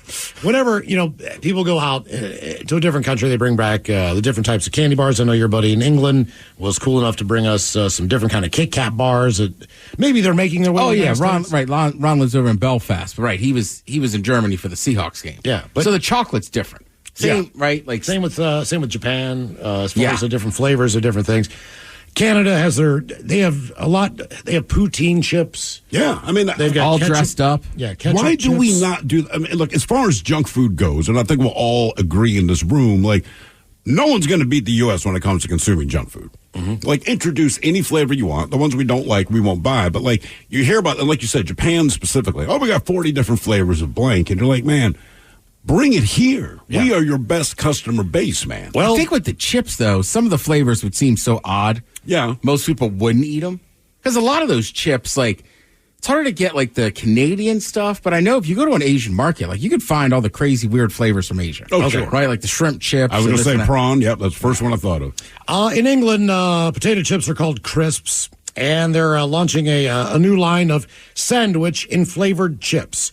So a potato chip brand known as Walker's. Not like the Lay's. That's Lay's, right? They've teamed up with the British icon Heinz to launch 3 new chip flavors. Ooh, when I was in England before, and look, ketchup is... In England, ketchup's not a huge thing, but they had their ketchup-flavored crisps. Mm-hmm. And these people mouth these things down, and I did try it. It was bright red, and it was horrible. And I said, look, because they said, does it taste like ketchup? And I'm like, it does. And maybe it's just the American in me, but like ketchup needs to be the consistency ketchup is. It cannot be a dry-ass chip. It was weird. Apparently people really like these things. They say that they are mind-blowingly good. The flavors are very good together, and they would level up people's lunches is the way they're... So they have like beans and toast chips, Chris? They're not far off. The first one is roast chicken. They're all sandwich inspired. It's a roast chicken and Heinz mayo flavor. I would try that. So that must be a popular sandwich in England. Then there's the sausage sandwich with Heinz ketchup. I don't know, man. A sausage-flavored chip appeals to me, but I'm telling you, man, that ketchup flavor did not work for me. And then finally, the cheese toasty with Heinz beans. So the breakfast beans, along with a cheese toasty flavored potato chips. I'd give that a try. They're available as of right now in retailers, the ones you've heard of, like Tesco over there or Aldi. My favorite, I think if I was in England, I'd be a regular at Poundland. That would be my grocery store. I have like a Poundland, probably a credit card. I'd have a Poundland, account that sure. I use all the time. I just go to Greg's for the sausage rolls. That an actual place? Yeah. Just Greg's. Random. Is it a grocery store or they just specialize in sausage rolls? It's like a 7-Eleven. Okay. It's just before I ever went over there, like, I would just follow all these like social media accounts from all these Arsenal fans. All right. And I didn't know all the terms. Basically, for years, I was just reading how drunk they were afterwards. It was like, gotta go to Greg's, get a sausage roll. So I was like, gotta go to Greg's, get a sausage roll. And the English dude looked at me like, it'd be like traveling to America and be like, you gotta go to 7-Eleven to get a hot dog. Like, nothing wrong, but there's other options. The guy's That's why you came here, huh? He's like, we can go to a restaurant. I'm like, you know me. Gotta hit Greg's. Yeah. Yep. Hello, Justin. Welcome to the men's room. Boo. Boo. And moo. Justin, welcome to the random question. Let's go here. What would you say, however you got there, car, plane, train, whatever, what has been your worst travel experience? The last time we were, I think, coming back from Mexico, there was a child screaming on the plane, and it was clear that the kid wasn't young enough that you couldn't say, hey, stop. All right. It was like 5 hours, and for the first 2 hours, they couldn't get the TVs to work, so you're just listening to it. And the more you try not to, the more you do. I almost got up and said something to the dad, but then we on the when we had landed, we were about to hop on another plane. I saw who it was, and the kid was clearly old enough. I mean, probably 8 years old in a stroller. Oh, God. Are you kidding? Okay. In a stroller? Yeah, at 8. And I just kept hearing the mom say, hey, telling the other kids, we got to look after her, help her out. And then clearly the other kids were just antagonizing and making it worse. And the dad was such a wimp, I guess I can nicely say. I know what you want to say, but yes. All right, wimp. I like that. Now, it's best you can tell, was there something wrong with the kid that the 8-year-old's in a stroller, or is he just that coddled? It seemed like she was pretty aware of what she was doing. I think. The dad couldn't make eye contact with anybody, and I think they just let it happen. You would think that there would be like two seats that are kind of in like a phone booth type environment. Just back by the lavatory, like one row where you open up a door. There's two seats in there. You still get to look out the window if you want. You still can watch a television in there or whatever. But if you do have a situation where either someone needs to be detained, or these days, I think they're more adult. Or you have a situation where from a soundproof perspective, you could kind of help somebody out in that way, whether it's a screaming baby. There's nothing you can do about a scream. We had a screaming baby on our babies and flight. stuff, but he's right at 8. At 8. Like, even if the kid is crying uncontrollably about something they don't need, like, they could kind of be quiet. Like, if your kid's just screaming, that would not fly. We had a screaming baby on our flight back from Delaware, and the flight was delayed an hour, but we're already on the plane. And this kid was screaming in the airport, sitting in the back of the plane. And it's weird. As a parent and having been through that, it doesn't bug me now. I don't hear it because that kid, I know they're under distress, but they don't need me. So somehow I kind of don't hear it, but the people around that kid look super irritated. Reese asked, what's your worst travel experience? Here's a doozy. Former NFL offensive lineman Goster Cherilus, the 17th overall pick in the 2008 NFL Draft, was arrested over the weekend after he was accused of peeing on a passenger while aboard an airplane. The incident occurred yesterday morning while the former player was on a Delta flight bound from Boston to Ireland. Cops say Cherilus was unruly while on the plane. When officers arrived at Logan at around 2 a.m., because they had to turn the hell back around, they demanded he get off the plane after it landed. Keep in mind, this is an offensive NFL lineman. Jesus. Then he became irate and uncooperative. Police say the 40-year-old was hauled off the plane, arrested, and booked on charges of disorderly conduct and disturbing a flight crew. Did he just stand up and pee on somebody? That's all. They don't give a lot of details. That's all I can guess. Go ahead, Mike. I mean, our boy VD was just beside himself at the missed opportunity there by whatever publication put that out and not calling it an offensive trickle. I just think it's funny, too. They're like, he was obviously drunk when he got on the plane. Is he just so big they didn't want to say nothing? Yes. Sounds like he just blacked out and peed on a woman. Just let it happen. Yeah, he was the 17th overall pick. I'm assuming this is one of the bigger guys. If he's the 17th overall pick. Offensive lineman, yeah. Yeah, that's a big guy. He went to Boston College. and played for Detroit, Indy, and Tampa Bay in his career. Over 9 seasons in the NFL. And he capped it off by peeing on some woman beside him. Yeah. More of the Random Question coming up, 206-803-ROCK. This episode is brought to you by Progressive Insurance. Whether you love true crime or comedy, celebrity interviews or news, you call the shots on what's in your podcast queue. And guess what? Now you can call them on your auto insurance too with the Name Your Price tool from Progressive. It works just the way it sounds. You tell Progressive how much you want to pay for car insurance, and they'll show you coverage options that fit your budget. Get your quote today at Progressive.com to join the over 28 million drivers who trust Progressive. Progressive Casualty Insurance Company and Affiliates. Price and coverage match limited by state law. It's Gun Storage Check Week and National Suicide Prevention Month. Securely storing your firearms can help prevent suicide. Use lockboxes, safes, and locks to deter unwanted access. Learn more at gunstoragecheck.org and enter to win a gun safe. That's gunstoragecheck.org. If you or someone you know is struggling, call 988, the Suicide and Crisis Lifeline. Brought to you by NSSF, the Firearm Industry Trade Association.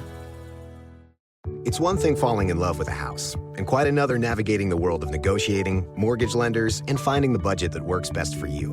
Guidance from an agent who's a Realtor can make all the difference, because that's who we are. Realtors are members of the National Association of Realtors. 99.9 KISW. The Men's Room returns with Miles and Thrill. Our guest is as good as mine, kind of the category Smoking Weed and Seattle Grunge Bands. We'll play a little Your Guess is as good as mine right after emails on our Random Question, 206-803-ROCK.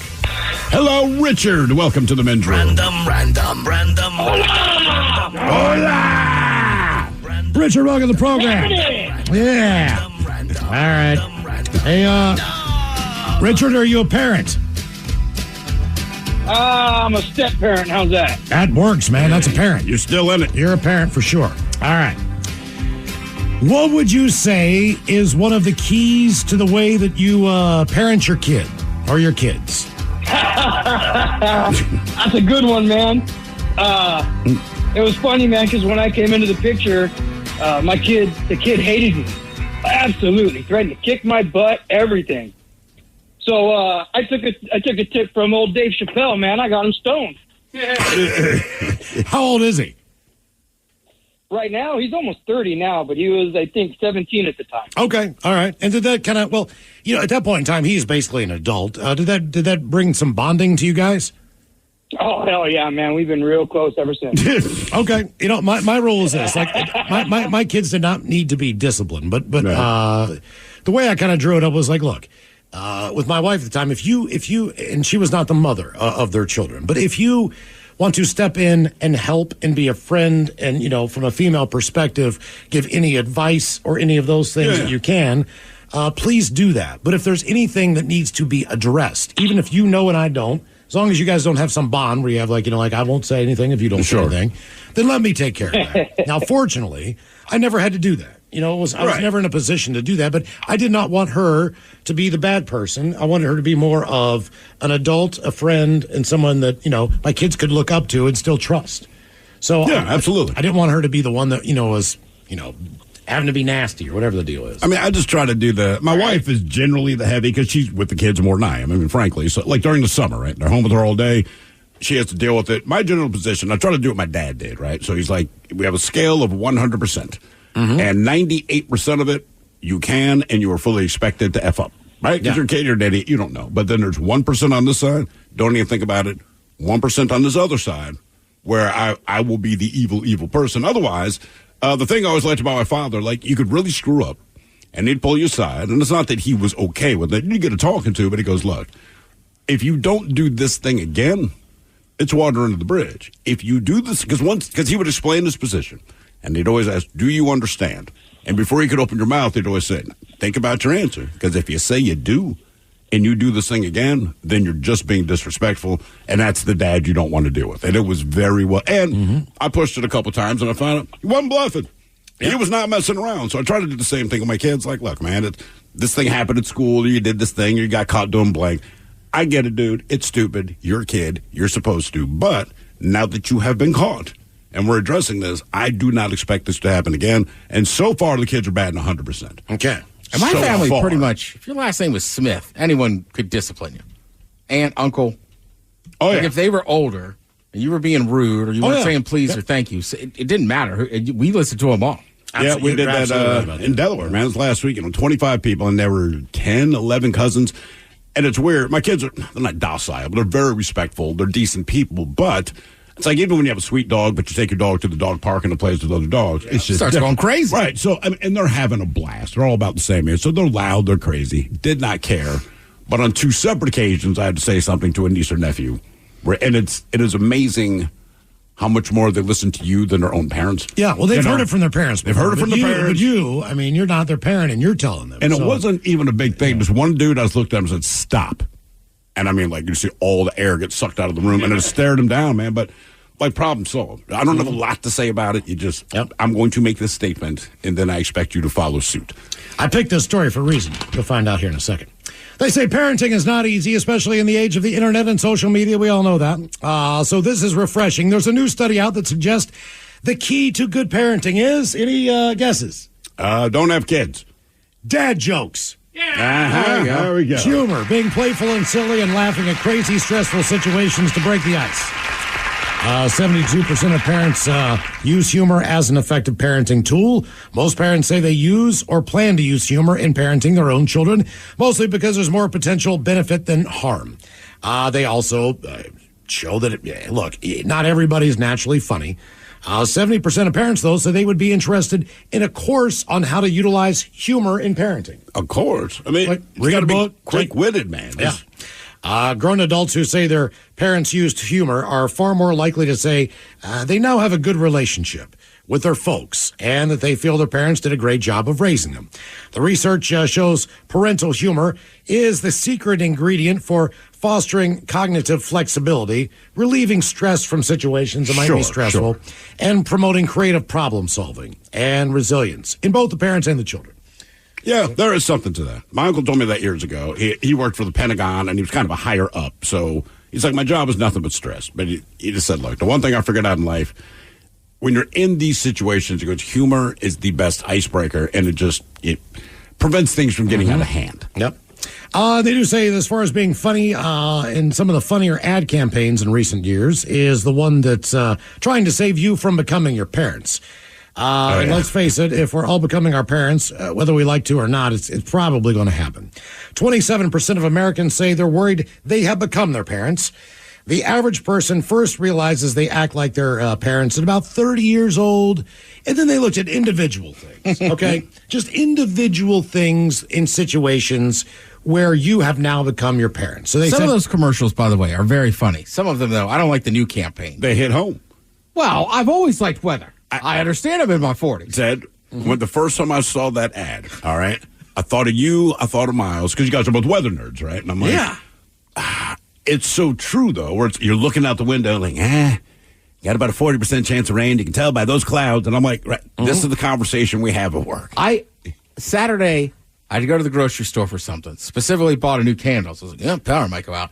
And then I texted 2 different friends. One friend, I said, hey, man, you should get some candles. Your power might go out. And then my other friend, I just knew he's just not a weather nerd. And I knew him and his family. They live up north. I said, hey, I don't know if you need to get your generator ready. It's going to be a massive storm. Right? You really did send that up? Yeah. Do you own a flashlight? Yep. Okay, you do. All right. We got several in strategic locations through the house. So if the power goes out, there's one within 15 feet of you. Just to know my only problem is, you know what? I should take that back. I have multiple headlamps and then a tack light on my weapon. Okay. But I don't know that I own an actual flashlight. Really? I either have to put something on my head or walk around the house. But that works. I mean, either way, that works. No, it works fine with the headlamps. Right. You know what? The secret sauce, man. So to me, the flashlights are to find the other lights, right? We grab the flashlight, turn it on, but then we have those, I don't know, it's the kind of, like the adhesive back that you stick in your kitchen or something under the cabinets. Those things are awesome. Just kind of tap them. Yeah. And they're like little spotlight. Oh, dude. yeah. We got like 18 of those around the house. So the last time the power went out, the sun set, got a little dark. And they're just battery. They're just battery, man. And I know where the batteries are, too. We hit a bunch of those things. Room was lit up. Everybody's good. Nice. But that's when you realize you become a parent. Because I'm so proud of myself. Like, yeah, look at that baby. You got the whole house lit up. My stepfather, I can never... Where are the goddamn scissors? I'd used them like a month ago or whatever. They were in my little desk drawer in my room. And I'm just sitting up there like, oh, man, I gotta hear boom, boom, boom, boom, boom, boom, boom, boom, boom. I hand them over. Right. And, he goes and uses them. And, hey, look, man, and this was his thing. Just put them back where they belong. Put them back where you got them. I need to find them. I can use them and know where they are. That's all I'm asking. So that's definitely one I picked up from growing up. I will say scissors are one of those things where, like, I'm not super strict, but, like, my keys always get the same spot, whatever. But I do have a drawer that, like, you're right. If I open it today, I'd be like, who in the hell took the scissors? Yeah, I do have certain things. My problem with the scissors in my home is if I grab a pair of scissors, and it's not like I cut many things. So maybe once every 3 months do I actually need a pair of scissors. And somehow my wife doesn't even have to be in the room. Like, don't use those scissors. I'm like, but the scissors. I don't know if you guys knew this. Miles, you're bad with figuring out flowers because they all mean something that guys don't know. Well, apparently every kind of scissor is designed to cut a different type of material. In my mind, scissors cut paper, and it's beginning and end. There's no more discussion. I don't know why this one has. You have meat scissors in your kitchen? Yeah. Like cooking But in a shears? pinch, I would use them. But my wife, because she does all this reupholstery stuff. You don't want to mess with that. Okay, listen, I did not understand this, okay? So the 400 pairs of scissors she has, when I need one, she's like, why are you cutting paper with the scissors? Do you remember? Because it's paper. Do you remember she's like, those are for this. And then Because scissors beats paper, well, damn it. no. Then I'm cutting a piece of material, but she got me wise to her material scissors. So I grabbed the material scissors. I'm proud of myself. And she's like, why are you cutting that type of material with the scissors? Because you said they're material scissors. She's like, no, but they're for like this type of material. That's for cotton and blah, blah, blah. God. I'm like, Jesus Christ, man. You would think. So there's 40 scissors. I go, what pair of scissors can I use? What are you going to cut? A piece of freaking paper. I was just doing some art. I don't know how old I was, maybe 10 years old, somewhere in there. I had, the colored contact paper. And all just gluing crap together and just doing that stupid stuff for an art project I had. Well, she had zigzag scissors. Oh, dude, don't. For her sewing and for her cloth and for her, I guess, if you make clothes, I don't know why you need zigzag scissors. I'm not exactly sure. But you do, Miles. But I was at the kitchen table, man, and I was using... If I would have pushed a 92-year-old woman in a wheelchair down a flight of steps, she'd have been less pissed off than me using those scissors. Oh, yeah. Oh, you think that I was Satan's spawn? I just... Look, here's the thing. And again, and I mean this. Like, if you are one of these types that owns these pairs of scissors, and it does seem to be people that work with clothing or material, can you label them or hide them or just get a normal pair of scissors that says normal pair of scissors? Right. That's all. I don't know that they make this many Go get your own pair of scissors, man. That is the only solution here. I guarantee she'd be like, why did you buy those scissors? I don't know. I don't understand them. I don't either. So back to the how are you becoming your parents? They took couple of different subjects. Travel habits. All right. How did you become your parents on the travel habits? And here are a few of them. Getting to the airport incredibly early for no apparent reason. No, I hate that. I'm a little guilty of that. I'm not. My wife always, I understand you prepare for the worst case scenario, but I'm like, babe, say the flight takes off at 7:30. I don't think we need to be there at 4:30. And I know you're saying just in case, but where I do take after my parents, my father specifically, things cost a lot more in the airport. So if I'm stuck there for 3 hours, I'm spending 3 times as much money. Wanting to find the gate before doing anything else. Yes. Once you got to do that. I do that every time. And then do you walk back to find the bar? Yeah. So you walk past. So as I'm walking to the gate, I'm looking around, right? Like you're scoping. Right. You might see a restaurant that you like or something, but you got to figure out how close is it to my gate or whatever. And I don't know why. The gate's not going to not be there. No. Right to go put eyes on her, then making a call on where I'm going to get a beverage and some food. Okay, you need to travel with my wife then, because she pulled the scrap at the Philly airport. I want to stop at Chicken Pete's, because I know Chicken Pete's has, good wings, good pizza. Yeah, that's where I always stop at that airport. Okay, no, well, guess what? Our gate, even though we were in gate C, but we were C9, so she goes, all right, well, let's go down to C9. I'm like, I can see it. It's where it says 9. We're in the... So we walked down, and now Chicky Pete's is now in my rear view, okay? But we have the kids with us, too, which plays into this. If kids aren't there, go to any bar. I don't care. But it turns out there's this other tap house, they want to call it, closer to our actual gate, all right? So we end up going there. Now, at the same time, a friend of mine who lives in Seattle, who happens to be from Philadelphia, texts me about our beer. So I said, by the way, I'm in your hometown, and he goes... Dude, if you're into Seagate, because he flies out there too. Yep. If you're into Seagate because you're flying to Alaska, go to Chicken Pete's because they have this crappy tap house. I said, I've already ordered. Mm-hmm. Oh, yeah. Oh, yeah. I'm telling you, right, because I fly Alaska. I know exactly where you are. It's right down that hallway. That's what I'm saying. We were closer to that. And it's probably, arguably, some of the best, like, chicken wings that kind of I've ever had. No, I was pushing for Chicky Pete's, but we were closer to the Tap House. And then you're saying this is in SeaTac? No, this was Philly. Oh, this flying is back to I'm just saying, if you've ever taken the Alaska flight, because generally go to Chicky Pete's, like the Philly flights, like BWI, they're always at the same gate, same times, right? Just, so, like the BWI, you could stop at a Green Turtle. It's not that far from that gate. It's like the long hallway walk from hell when you're leaving Vegas if you're flying Alaska. It's like the walk of shame. Yeah. It's the very last gate. You're just walking down there feeling like your head's going to pop off like, should I get a burger from Burger King? I'm still not hung my nose. I will say, though, it's dope that Alaska's in that terminal. Because the other terminal there has international, gets so busy. Yeah. And not only that, but there's a little smoking gambling area down there, too. So that's key as well. But it's a forever walk to a doggone Dunkin' Donuts. I'm sorry, that's all I ever get in airports. I will say, I've been at that gate on a Monday morning after the F1 race, and obviously it's all people going back to Seattle, right? Sure. There's this dude, him and his wife are sitting next to me, and like I know he's hungover, but I'm not feeling great. He says something to his wife, and this other guy comes over on a layover, like a stopgap, who obviously knows the wife, and the wife like elbows him, and he's like, "What?" And then like that couple comes over, and he's like, "Oh, hey, blah blah blah." Like, "How you doing?" He's like, "I feel like death warmed over." Like, blah blah blah. Yeah, I mean, it's hurting. Other ways you're like your parents as far as travel habits are concerned. Going to the bathroom before the flight will board. Very important to do that. Yeah, you got to do that. Which is None of my kids had had to pee. Do you guys have to go to the bathroom? No. Are you sure? Go check. Yeah. We don't have to go, Dad. So I said, well, I'm going to go to the bathroom. Then both kids go to the bathroom. My wife and my mother-in-law cannot take a flight without getting that last call, just calling them out real quick. You know, say, hey, we're about to close the frickin' door, and then they make their way out of the doggone bathroom. Yep. And the final one on this one, as far as your travel habits, that your one person says, I'm like my dad. I make airport friends at the bar. I'm always asking people where they're flying to. Yeah, sure. Yeah. You know, how long you stay in, where you're originally from. The next thing you know, half hour goes by. It's like you've been lifelong friends with any airport bar, anywhere you are. Sure. You will generally start a conversation with a complete stranger, and half the time you would never do that anywhere else. No. I mean, I feel like generally if you sit at a bar, you're already kind of open to some conversation. Yeah. But airport bars especially, because you notice the people that always sit at tables with their laptop, like they're like, I don't want to talk. I don't want to go. Yeah. And people have courtesy most of the time. Hey, should I move my bag over for you? Or whatever. Oh, yeah. You already start a conversation before you even sit down on the stool.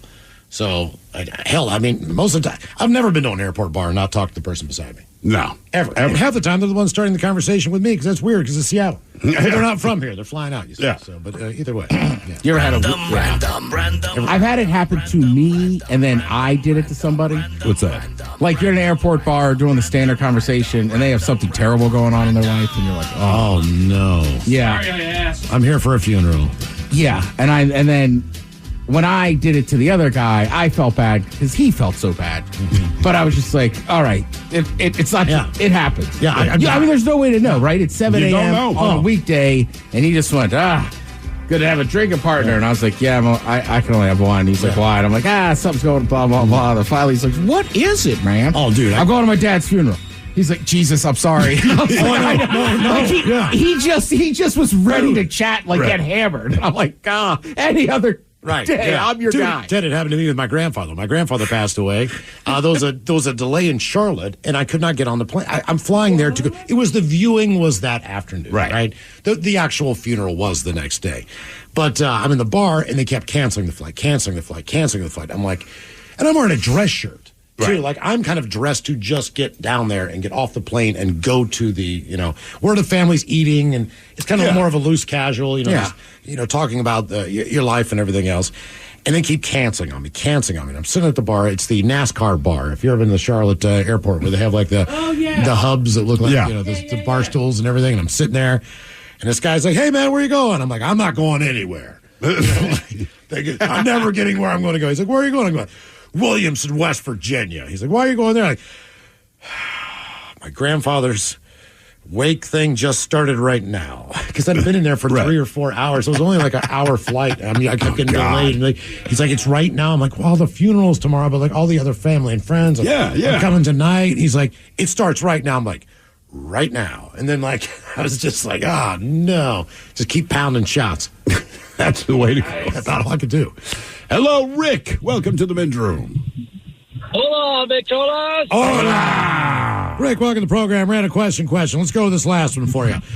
If you go to an amusement park, what is your go-to ride that you have to get on? If there's a universal ride, which one do you always get on? Even if it's not the most exciting, I'll give you a perfect example.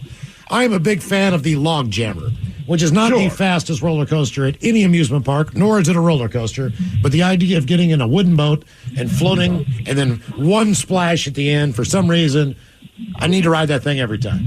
So what is your favorite amusement park ride? There's only one ride that if I see it, I have to go on it, and it's called the Zipper. Yeah. Oh, yeah. Yeah. That's my favorite. I love that. Spinning around. Is that the one that flies? Is that the one that kind of goes up and down? Oh, that thing? Yeah. Oh my God. No. Okay. No? You're basically in a freaking cage on a roller on a straight up and down Ferris wheel that goes freaking circles and spinning everywhere. No. I like the pirate ship. I'm with you, Rick. I will ride the pirate ship. Not the ones that flip all the way over, but the ones that get you just high enough where you're looking down. I stay in the middle on those. I think it's worse when they don't flip over. Because at least when it flips over, to me, just the centrifugal force of it, like when it goes to the very top, when I'm racing back down, I understand what's going on. When that thing just hangs and I'm just kind of hanging there, that's not a feeling I like. I like the tilt-a-whirl. Oh, the tilt-a-whirl. Yeah, because, and you spin the thing, you can spin real fast. Oh, I love those What's things. the ones where you feel like there's no gravity because you're spinning and I don't know, you're stuck to the wall kind of thing. Is it Gravitron? Gravitron. I mean, I don't know. I don't go as many rides as an adult at fairs and stuff as I used to. Like, if I go to an amusement park, let's go on everything. Sure. Yeah, I don't know how in the hell this happened. A Ferris wheel caught fire in Germany at a music festival on Saturday night. Injured more than 20 people. It was the Ferris wheel was on fire. Right. Fire. It's not clear what caused the fire at the Highfield Festival near the city of, ooh, boy, you're a dirty German. What is that? That would be Leipzig? Leipzig. Sure. But images of the scene show two of the ride's gondolas and the carriages. They were on fire. They were ablaze. Right. And there's people in it. Yeah, the fire reportedly started in one of them, then spread to the other. 4 people were burned. One person was injured because they jumped. Another 18 people, including first responders, were treated for smoke inhalation. Some outlets have a total of injured more than 30.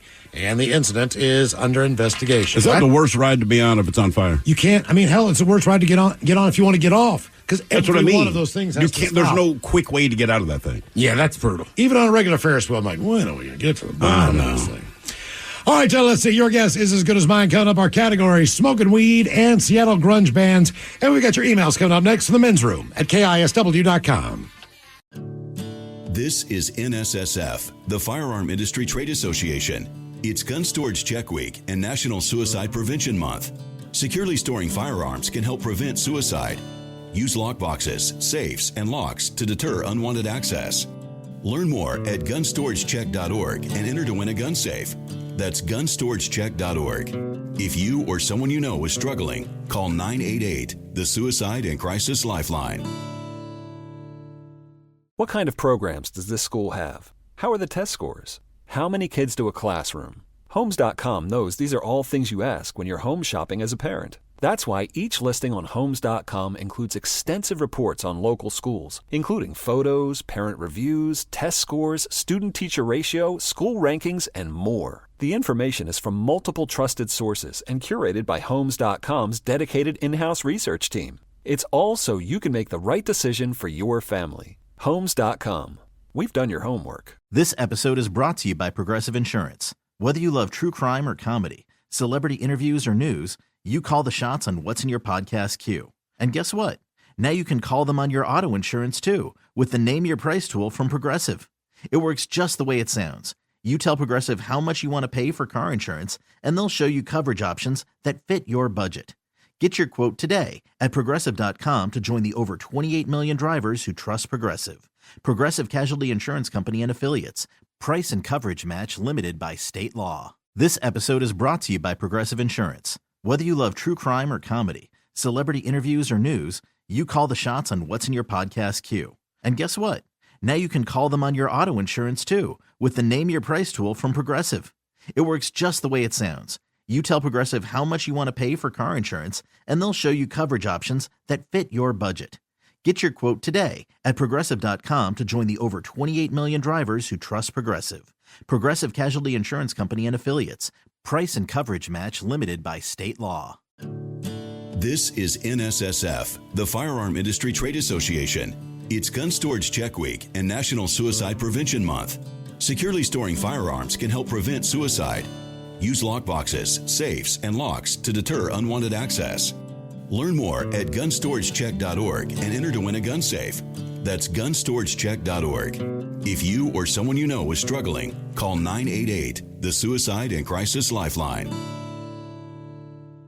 With an American Standard heat pump system, the future of heating and cooling your home is already here. Bringing constant comfort to your home, American Standard heat pumps are energy efficient, reliable, and ready for tomorrow, today. Plus, making the upgrade from your traditional furnace or AC unit is easier than ever before with home energy offers, rebates, and tax credits. Learn more at americanstandardair.com/electrification. American Standard, built to a higher standard. Coastal Farm and Ranch, we're just what the country needs. These deals are working hard to save you money. From August 28th through September 3rd, save 15% off Balin stock tanks, $200 off Black Diamond log splitters, and find big discounts on shoes for the family. Coastal Farm and Ranch, we're just what the country needs. Make the most of your Labor Day weekend with Coastal. What's up? It's your boy, the Ted Smith from the Men's Room. And did you know I have a podcast? Well, I do. The Podcast. New episodes uploaded every Wednesday on the Odyssey app. The debauchery rolls on. You're listening to the Men's Room with Miles and Thrill. 99.9 KISW. All right, we'll play a little Your Guess Is As Good As Mine coming up, but first time for a few emails from the Men's Room at KISW.com. You've got mail. Oh, because of time, we'll jump into the emails. Guys, I'm 25 today. Been listening to your show since you guys were nationally syndicated on 98.5 K-Fox in San Jose. And I've been hooked ever since. By the way, side note there on that fine radio station, we were on there in the evenings for maybe 2 or 3 years. At one point in time, they had a morning guy named Greg Kinn, and he was from Baltimore, Maryland. Yeah. And he was in the Greg Kinn band, ironically. Huh? Mm-hmm. And he just passed away over the weekend. Oh, really? Yeah. Oh. He did the breakup song. I don't know if you guys remember that one. Bum, bum, bum, bum, bum, bum, bum, bum. And also did Jeopardy. You might know Weird Al's version, I Lost on Jeopardy. Yeah. But he had a couple of hits back in the 80s, and he did mornings at K-Fox down there. Guys, can I get the wettest and juiciest fart in your arsenal there, Mike? Coach Ted giving me advice on turning halfway to 50, and the captain. Cheers, bitches. That from Alex the Furry.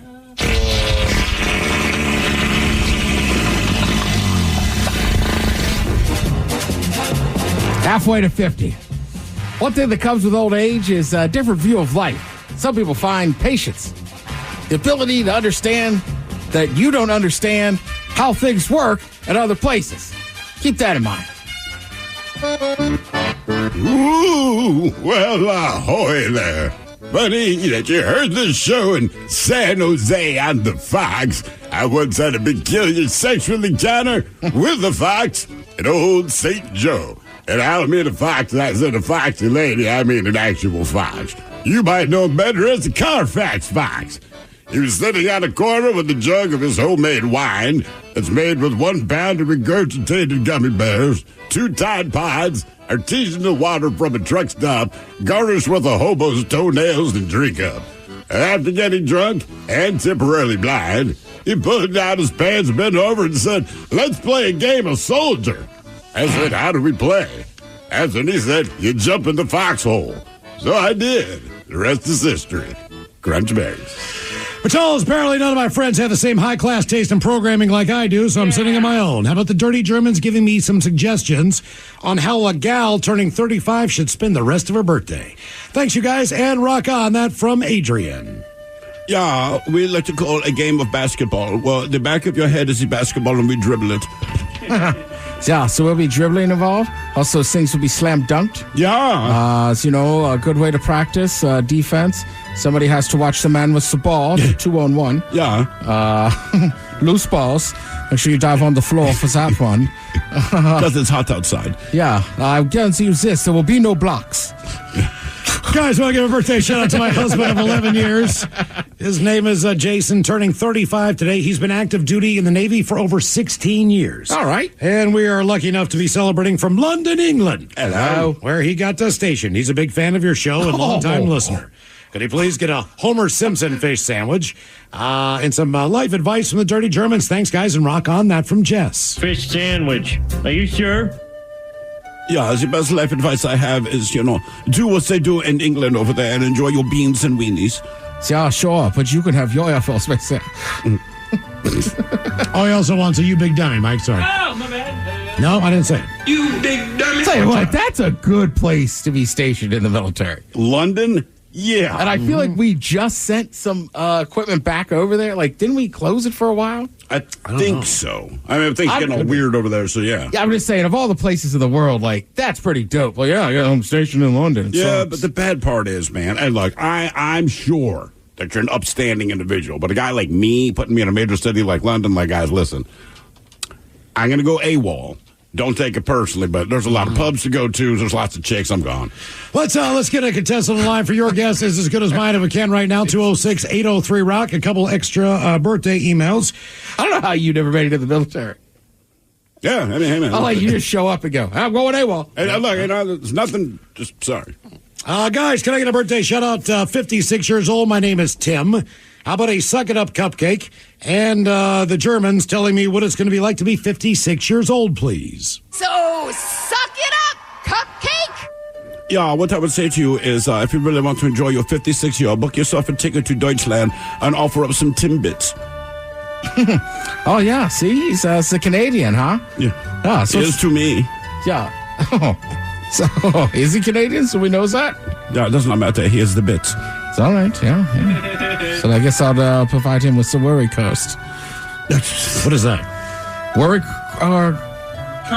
Currywurst. Jesus. Currywurst. Good call, Miles. That's the correct my... word. Just not in the right order. Dude, we're just trying to figure it out since a week off. Today's my Uncle Dean's birthday. No idea how old the fart is, but he's the best uncle I've ever could ask for. He taught me how to play Risk as a kid, and because he's a Marine, he used real-world military strategies to kick my ass my entire childhood. So, in light of that, can I get Coach Ted telling him how it's my turn to do the ass-kicking next time we play? Love the show, guys. Keep the laughs coming. That from Teacher Nick. No, Nick. That's not going to happen. My nephew is, 20? Mm-hmm. My niece is 21. I still beat them in everything I can. Now, do they beat me a lot more often now? Yeah. They got older and better at stuff. I used to dominate them. But, yeah, your uncle shouldn't let up on you. If anything, whatever your real name is, keep dominating them. Oh, he's a teacher now. He can't know how the world works? All right, guys, here you go. Happy, happy, happy birthday. Happy, happy, happy birthday. Happy, happy, happy birthday to you, to you, to you. Ja, the Dirty Germans brought to you by Men's Room Original Sausage. Available through Uli's world famous sausage, mensroomlive.com, and other fine retailers. Schweinefleisch. Thank you, Bob. And one extra email here of high importance. It says high importance. Yes. Again, we just took a little week off there for the summer. But apparently we had a promo, which is a commercial playing during the week that basically said, come to our Men's Room World Tour stop at Mike's Chili Parlor in Ballard, Sunday, August 24th. Well, August 24th is correct. That is a Saturday, not a Sunday. Right date, wrong day of the week. Correct. We will be there from 5 until 8 at Mike's Chili Parlor. Absolutely free. We're just going to taste some Men's Room IPA from Black Raven. Have a good time. Mike is an awesome dude. The food's great. Basically, we got the entire patio and the bar to take over. So if you get a chance, stop in on Saturday from 5 to 8 and hang with us for the Men's Room World Tour. All right, time for Low Your Guess is as good as mine. It's an easy game to play. We get a contestant on the line.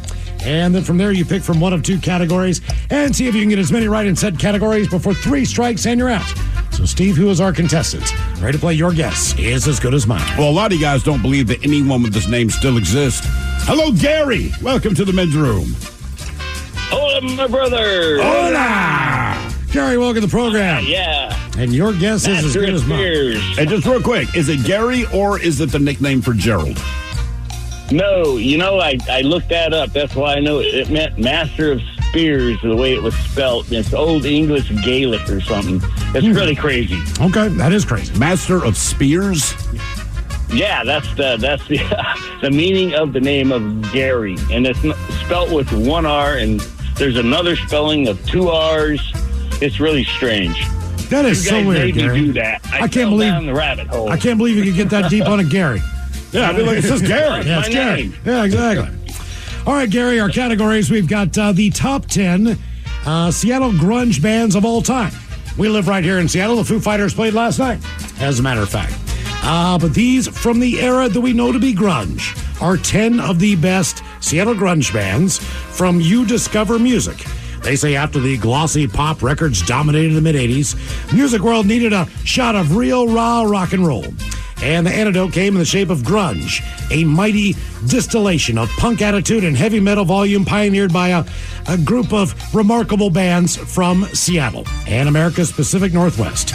So we have the top 10 grunge bands of all time. And then the other category, Gary, we have the 10 cities with the highest weed consumption in the U.S. So, Gary, are we going to go weed or grunge? I don't know grunge. I'm a hard metal rock guy, but I do listen to Nirvana and those guys. But I think I'm going to go with the highest cities because I'd like to know where it needs to be legalized. You know what? There are a couple cities on here, Gary. Let me look real quick here. That's legal.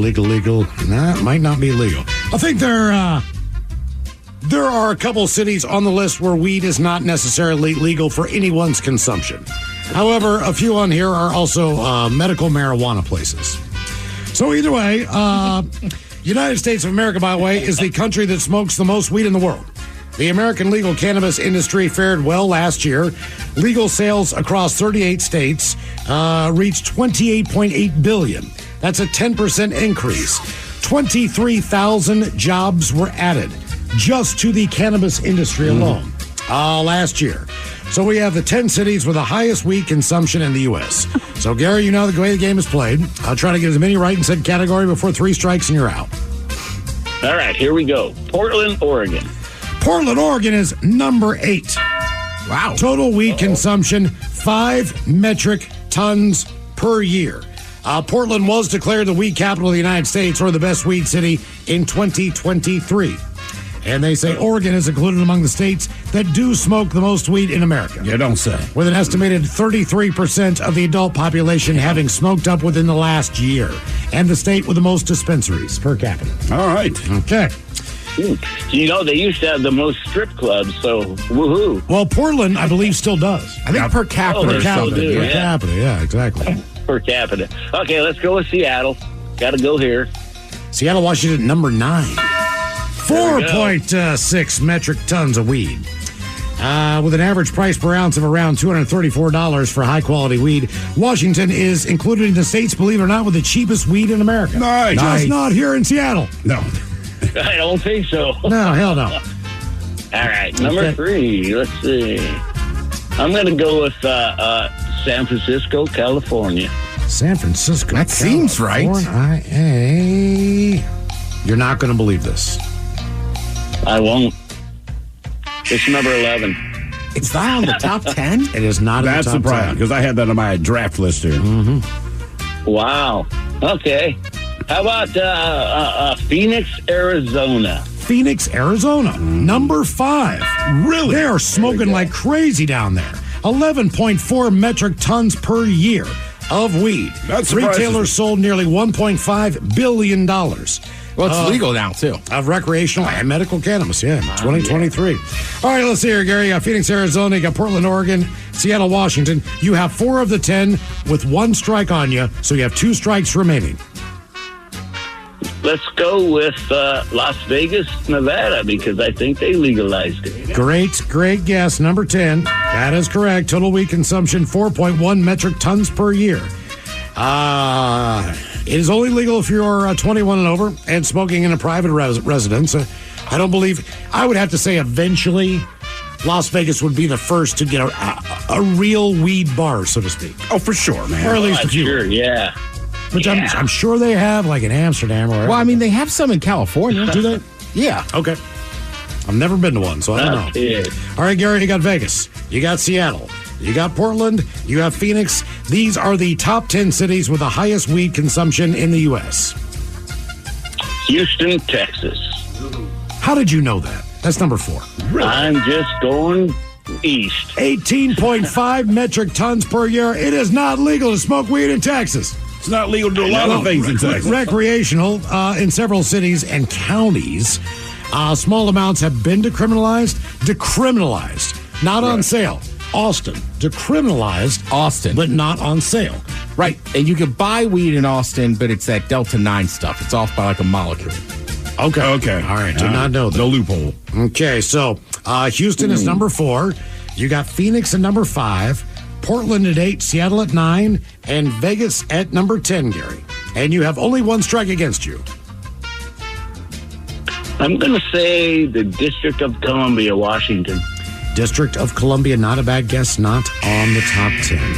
Yeah, I kind of figured. I would think, and I'm throwing it out there, I was thinking Austin, but you said Houston, so maybe stick with Houston. I don't know. Denver. Yeah. And what do you think, Ted? Boston? I was thinking some Colorado high, so yeah, Denver. Denver is number 7 on the list. All right. With 6.8 metric tons per year. So you've got 10 Vegas taken care of, 9 Seattle, 8 Portland, 7 Denver, 5 Phoenix, and 4 Houston. Think big cities from now on. Maybe Chicago? Yeah, Chicago, New York. Yeah, you know, I was. Oh, New York Chicago. City. I was going to say New York City just has so many people. Yeah. So Gary, you're going to go to Chicago? No, you know, I'm gonna go a little bit more to the east, and then I'll whip back to the west. But I'm thinking Miami, Florida. I know they like Coke, but you got to remember that they only have medical weed. Right. Yeah. Well, I thought you said medical. And my dad says it's at the consumption you have to have a license, so to speak. That's right. There's not enough. All right, Gary. They're all about the cocaine. That was your 3rd strike. Do you guys want to see if you can pick up the pieces on the last? Wait a minute. Hold on. We got 4 left? We have 4 left. That's correct. New York. New York's number 1. All right. Chicago. Chicago number 3. And I'm guessing Boston. No. Really? No Boston. All right, damn it. We have 1 West Coast, 1 East Coast. Right, so I thought he was close with San Francisco. Is it L.A.? It is Los Angeles, number 2. Yeah. You're correct, Mike. And there is 1 on the East Coast, so to speak. Not coast, but east. East. Philly. All right. Philly is number 6. Smoking. Here are your top 10 weed cities in the United States. 10, Vegas. Seattle is 9. 8, Portland. Denver is 7. 6 is Philly. 5 is Phoenix. 4, Houston. 3, Chicago. 2, L.A. And the number 1 with 62.3 metric tons of weed smoked per year is the Big Apple and New York City. All right, Cono, drinking toast with a shot of the day. You are listening to The Men's Room. This episode is brought to you by Progressive Insurance. Whether you love true crime or comedy, celebrity interviews or news, you call the shots on what's in your podcast queue. And guess what? Now you can call them on your auto insurance too with the Name Your Price tool from Progressive. It works just the way it sounds. You tell Progressive how much you want to pay for car insurance, and they'll show you coverage options that fit your budget. Get your quote today at Progressive.com to join the over 28 million drivers who trust Progressive. Progressive Casualty Insurance Company and Affiliates. Price and coverage match limited by state law.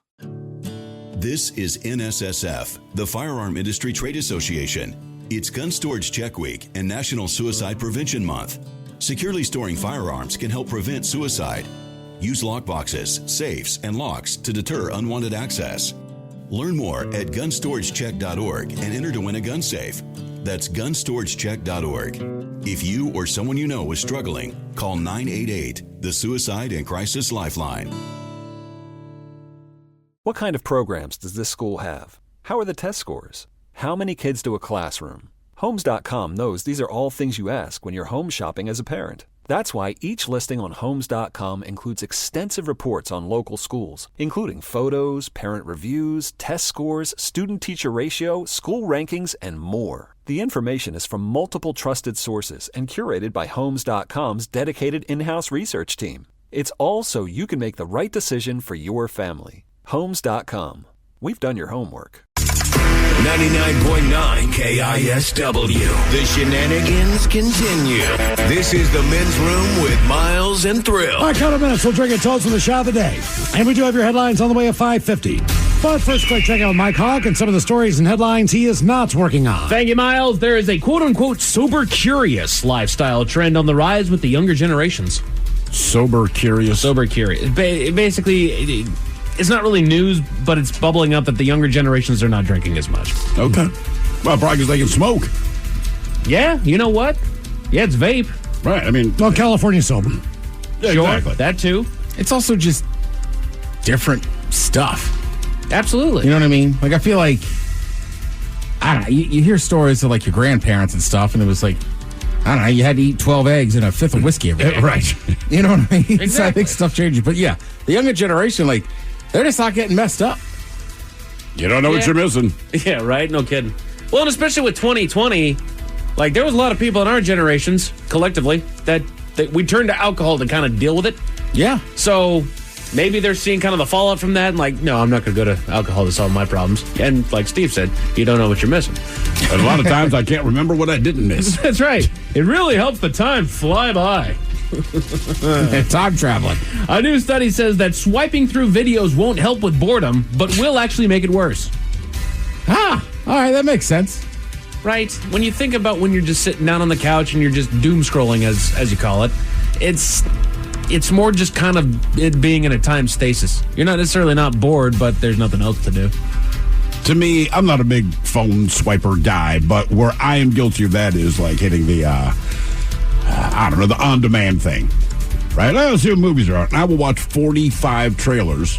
Sure. By the time it's done, 2.5 hours is gone. If I just picked a movie, I would have seen it. Sure. And I realized I did not watch a movie, but there were 15 movies where I'm like, maybe that's a movie to watch. And didn't you, in a kind of way, watch 45 movies in that time? Because you kind of imagine, it tells you for the most part what the story is. What's going on, right? They tell you everything except the end. Yeah, you just put the book down before it finished. Right. Yeah, I see where this is going. That's basically it. Yeah, I get stuck doing it sometimes, too, with, like, takeout. Those apps have so many options. The same thing. It's like, I've wasted like an hour. I'm not even hungry anymore. Right, or like, I don't know, like I did it the other day and I was like, all right, I guess I'll just make a sandwich. Like I was just like, why did I do this? Seriously, though, same thing. There's so many options. I'm like, well, do I feel like that? Maybe I want Asian. Yeah, Maybe I want seafood. Let's see if any of these ring the bell. Yeah. Scientists have discovered 2 new species of magic mushrooms. Nice. You try them first. Yeah, no kidding. You gonna tell Let us? me know how they are.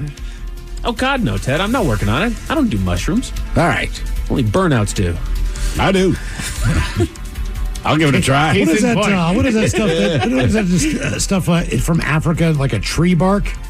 And you need like a week to prep and then a week to get over it? And you go like on a retreat to... Is that Ibogaine? Is it Cancun that has that maybe? Yeah, that sounds right. You could find you got to do research, but you could find those medicines in different areas around the world. Just kind of chew on it like jerky, though, don't you? I'm not sure about that. I haven't looked into Ibogaine a ton. All right. A ton? Please tell us, Ted. Yeah, I have done What are some you research curious about these days, then? on some other different types of medicine, but that one, that one I have not. I don't know. I'm just going to plead the fifth. Yeah, that one just came out of my mouth real quick, and then it's like implying that I have done research on a lot of other ones. You watch a lot of drug shows. About people. I do. I mean, before I even started smoking weed, I did a lot of research. Like, I would look up stuff on weed. So, and then you see that stuff, or people that have tried the toad venom or other ancient kind of medicines, and you see their reactions. So it's very interesting stuff. Sure. You guys ever been in a confrontation and thought about the best thing to say after the fact? Oh, sure. Oh, even if I get a good line out, I'm like, oh, you could have done Well, sometimes so much on the better. show, I feel like I got a good one, but we're too far past the point to make the joke. I feel ya. Well, good news. I've got a list of responses to preload your conversational gun with. The Men's Room Top 10. The Men's Room Top 10. 10 Responses to someone who belittles you in front of others. Generally speaking, I don't give a crap what other people say or think about me, but here's something to consider. The mental stability of the person making those unhinged statements. Maybe they were bullied as a child, and the bullied became the bullier. Classic reaction. Maybe you should consider talking with somebody. I'm worried you have displaced frustrations. Or maybe, just maybe, you are angry because you have a tiny penis and can't even please yourself. Damn. Yeah. He's got some venom over there. It was a long week. He was just sitting. I think his Tesla stock's gone down. I know. So these are responses to somebody who belittles you in front of others. Okay. And honestly, like, get out your pad and paper and pen, man. These are good. I guess anger's your default position. All right. Okay. Right. I like it. Takes the high road. There's a lot of people that do just kind of their instant response is anger. I've been there before. Sure. Yeah. I tend not to hang out with those people if I can help it. Sure. Just think somebody belittles you, and then you look them dead in the eye and you say, I hope you'll learn to love yourself one day. I mean, I hope you can love yourself the way I love me. That's right. Yeah, I mean, that is, like, it's not far off. If somebody's really belittling you, just like, it's like, okay, well, they're angry about something else. But also, if you point it out to them, I don't think that's going to help. No, they're still going to respond angrily, but it's kind of the conversational checkmate because everything that they put out feeds exactly what you've said. Yeah, especially if you just stay calm about it. Yeah. Because they're going to get more and more worked up. Exactly. You know? You should get a job as a diplomat. I feel like I drop lines like that on my kids most of all. Right. Just when they've done something dumb or whatever. I always offer them a job where clearly their skill set is not what they're looking for. Exactly. Of course, I feel like that one's going to be a little bit too smart. It might go right over their heads. Diplomat. I'm so lucky to have frenemies like you. If you use the word frenemies, I don't take you seriously. Automatically you've lost this. I struggle with that one, too. With frenemies? Yeah. Talk to me. It's just a weird term. Yeah. Like, if I don't like somebody or they're kind of a D to me, like, guess what? We're not going to hang out. Right. And they're like, oh, won't we hang out? Like, I can tell you. Do you want me to say it to your face? Right. Like, probably, because we're not that good of friends. But, like, I don't know. It seems weird to be like, oh, that's my frenemy. No. It sounds like something a college girl would say. You're not wrong. Yeah. You're not wrong. I think it is something college girls say. Yeah. And I get that. They're in an environment where you live in a dorm or you have class. You kind of have to, like, or a sorority endure. sister. Yeah, right. Or a sorority brother, sister. That's a great. Or fraternity brother. Yeah, that's a great thing. Right. Like, you have to be friends. But I'm with you, Ted, where it's like, look, they're a coworker. Right? Sure. They're not my friend. Like, I don't like them. Right. But we have to coexist. But at no point, friend does not enter into my lexicon when describing them. I'm actually quite glad that we work on opposite sides of the building. Yeah. Aaron Hernandez won Super Bowls with the Patriots. Right. Frenemy. I wouldn't cross them. These are responses to someone who belittles you in front of others. This one says, quote, I'd like to unsubscribe from your issues. From your issues. From your issues. Yeah. It's not a great line, but if you do hit people with their issues, that definitely gets them pissed I would off. say I never subscribed. Yeah, right. And when did I sign up for this? Yeah, exactly. Yeah, I mean, like, it's your whole list. But right, if you're belittling somebody that you're friends or you're in or a relation, like, it just says more about you than it. But the person doing the belittling, like, I never see somebody's girlfriend undressing them in public and being like, she's probably right. She's probably got a point. Yeah, it's like, well, look, he might suck, but Jesus Christ, he just got the wrong topping on the pizza. It must suck having such a negative mindset. Which I've actually used that one in some sort of a fashion of people. Just basically this person had nothing but negative to say. Yeah. You know, their default answer was something to the negative because that's just their character. They're just angsty. So they have to say something negative about everything. And generally, I'm just like, what makes you happy? Concentrate on that. And I don't say that as a slight. I'm like, look, just for your own good. Right. Like, and I always say, like, I don't like broccoli. So I don't eat it, and as a result, I don't have a problem with broccoli. And I will. It's that simple. I don't watch TV shows I don't like. To me, as a human being, the simplest thing is to pursue the things you like. Some things you got to pay bills, you got to go to work, all that kind of crap. But like the stuff they're generally going on about, I'm like, How did you make this an issue for yourself? Right. And let me just say, negativity is not an attractive quality in people. Unless you're funny. Like comedians could do it because it's if you're negative and you're being self-deprecating. Sure, you're obviously doing it for a reason to get that off your chest, but you're not attacking someone else. Right, but you're not cool just because you hate everything, just because you can find the bad in everything, and nobody is catering to you because of that. We had a guy, it was a couple of weeks ago, like he doesn't like the beer, the Men's Room IPA. Fine. And he's, I don't like it. And then he had this big long thing going, blah, blah, blah. Well, then don't drink it. Right. Yeah. Right. You are not forced to drink. We hope you like it. Right. We understand that some people will not like it, but I'm like, is there any other problem I can solve for you? Because you're pretty easy. Exactly. Don't drink it, dummy. We like it. We really like it. There's a lot of people out there that do really like it. Right. A lot of people don't. They not don't drink liking it doesn't make I it think cool. I think that's why the restaurant industry is so hard.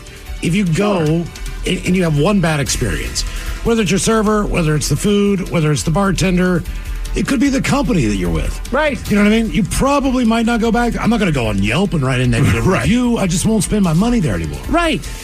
Yeah, and you give it a couple tries. Sure. Yeah, give it a couple, and after that, but I still would not go on Yelp to bitch about them. I'm just not. And I have had bad experiences at places, and honestly, it took a trusted friend and somebody whose opinion I respect to say, "Oh man, I love that place. We go every week. Give it another try." Sure. Okay. You know what? Maybe I just had the bad time. And sometimes you just got to know where you are. Like if I lived in a neighborhood, everybody loved this one place. I hated it. And finally I just said, look, I just don't like the vibe. You don't like it. It's supposed to be like a club or whatever. It's kind of in between. Like, I just think it sucks. Right. One of my favorites, we had a boss years ago, real bad boss, but I remember I walk into work and he is screaming at me. In my mind to say 5 minutes, but it's probably legitimately a 90-second voice raised tirade, all right, and the two receptionists that are being quiet, and he's losing his mind. I remember he's all red in the face, and he kind of finished, and I stood there for a second. I looked at her, I'm like, "Oh, dude, I'm sorry. Were you talking to me?" And he was so mad he had to walk away. Give these responses to someone who belittles you in front of others. It worked. Let's keep the insults to a minimum. That's not bad. I'm sorry you're so bitter. That's a good one. Or you can make a belly. Are you mad because you're stuck wearing that shirt? Oh, damn. Oh, no. Are you mad because of your face?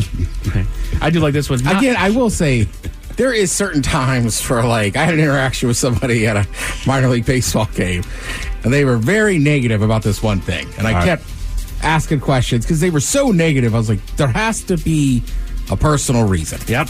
There was. It just took us about 5 minutes to get there. And I was like, okay, so you don't really hate this new coach. Like, you have a reason to hate this Oh, yeah, you told me about that. Yeah. Like, okay, yeah.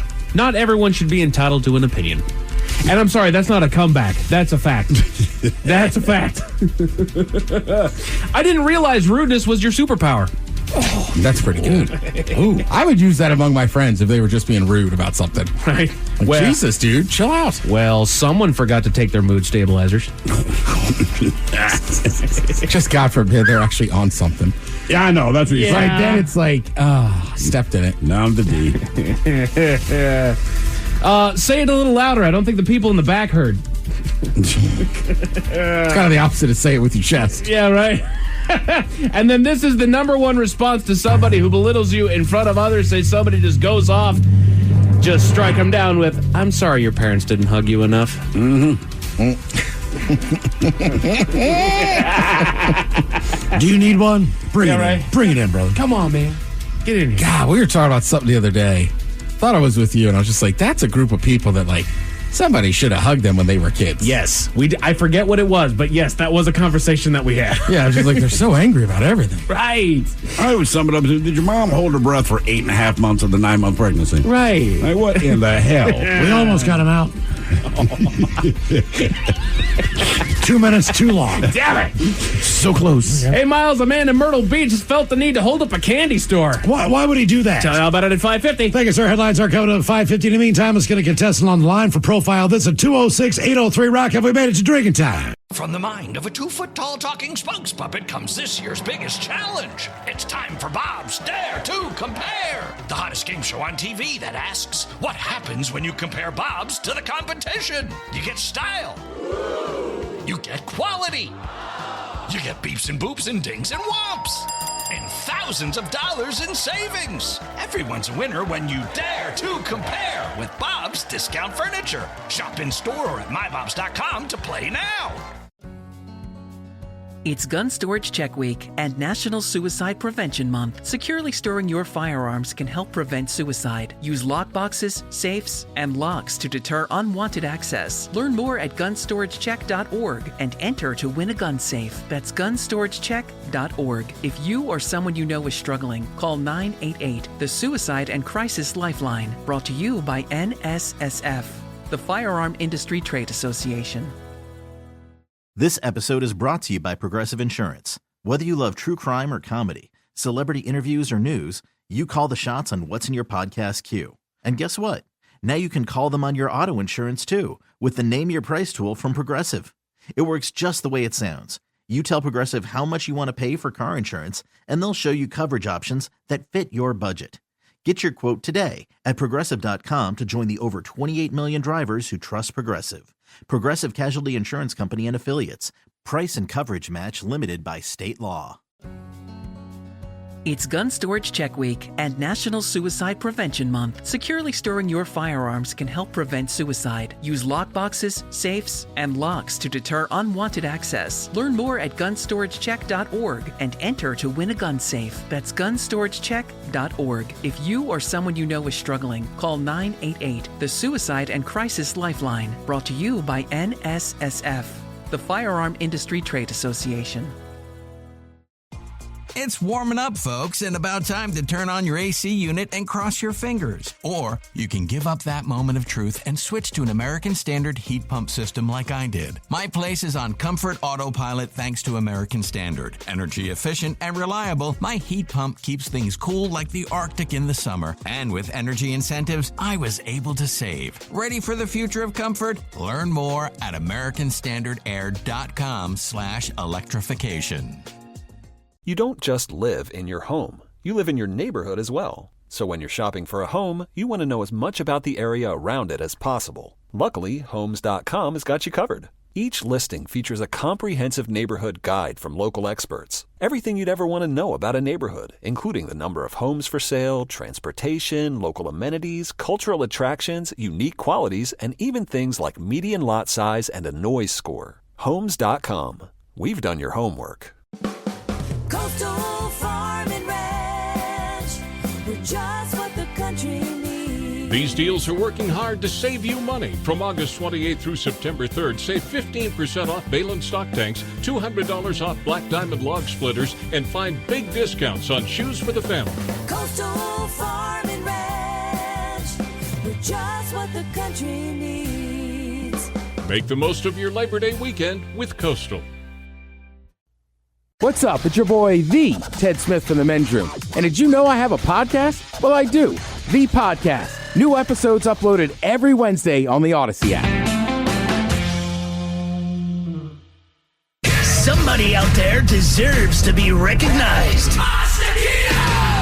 And the Men's Room knows just who it is. So to you, we say, bottoms up, sailor. You're the toast of our shot of the day. Great time it is, and as usual, we head to the drink desk and Stephen Throwhill to find out who we're toasting. Yes, indeed. And today we toast 49-year-old Elizabeth Johnson of Elyria, Ohio. I may have said that wrong, but deep down, I don't care. Now, we don't know why she was pulled over, but she was, in fact, pulled over. The officer ordered her out of the car, but Elizabeth locked the doors and refused to come out. Well, eventually, the other officer convinced her to get out of the car, but she immediately started yelling, and she was being uncooperative. In fact, she told the officers that she had nothing illegal on her, not that they asked. And then she screamed, quote, "Fine, you want to see what I have?"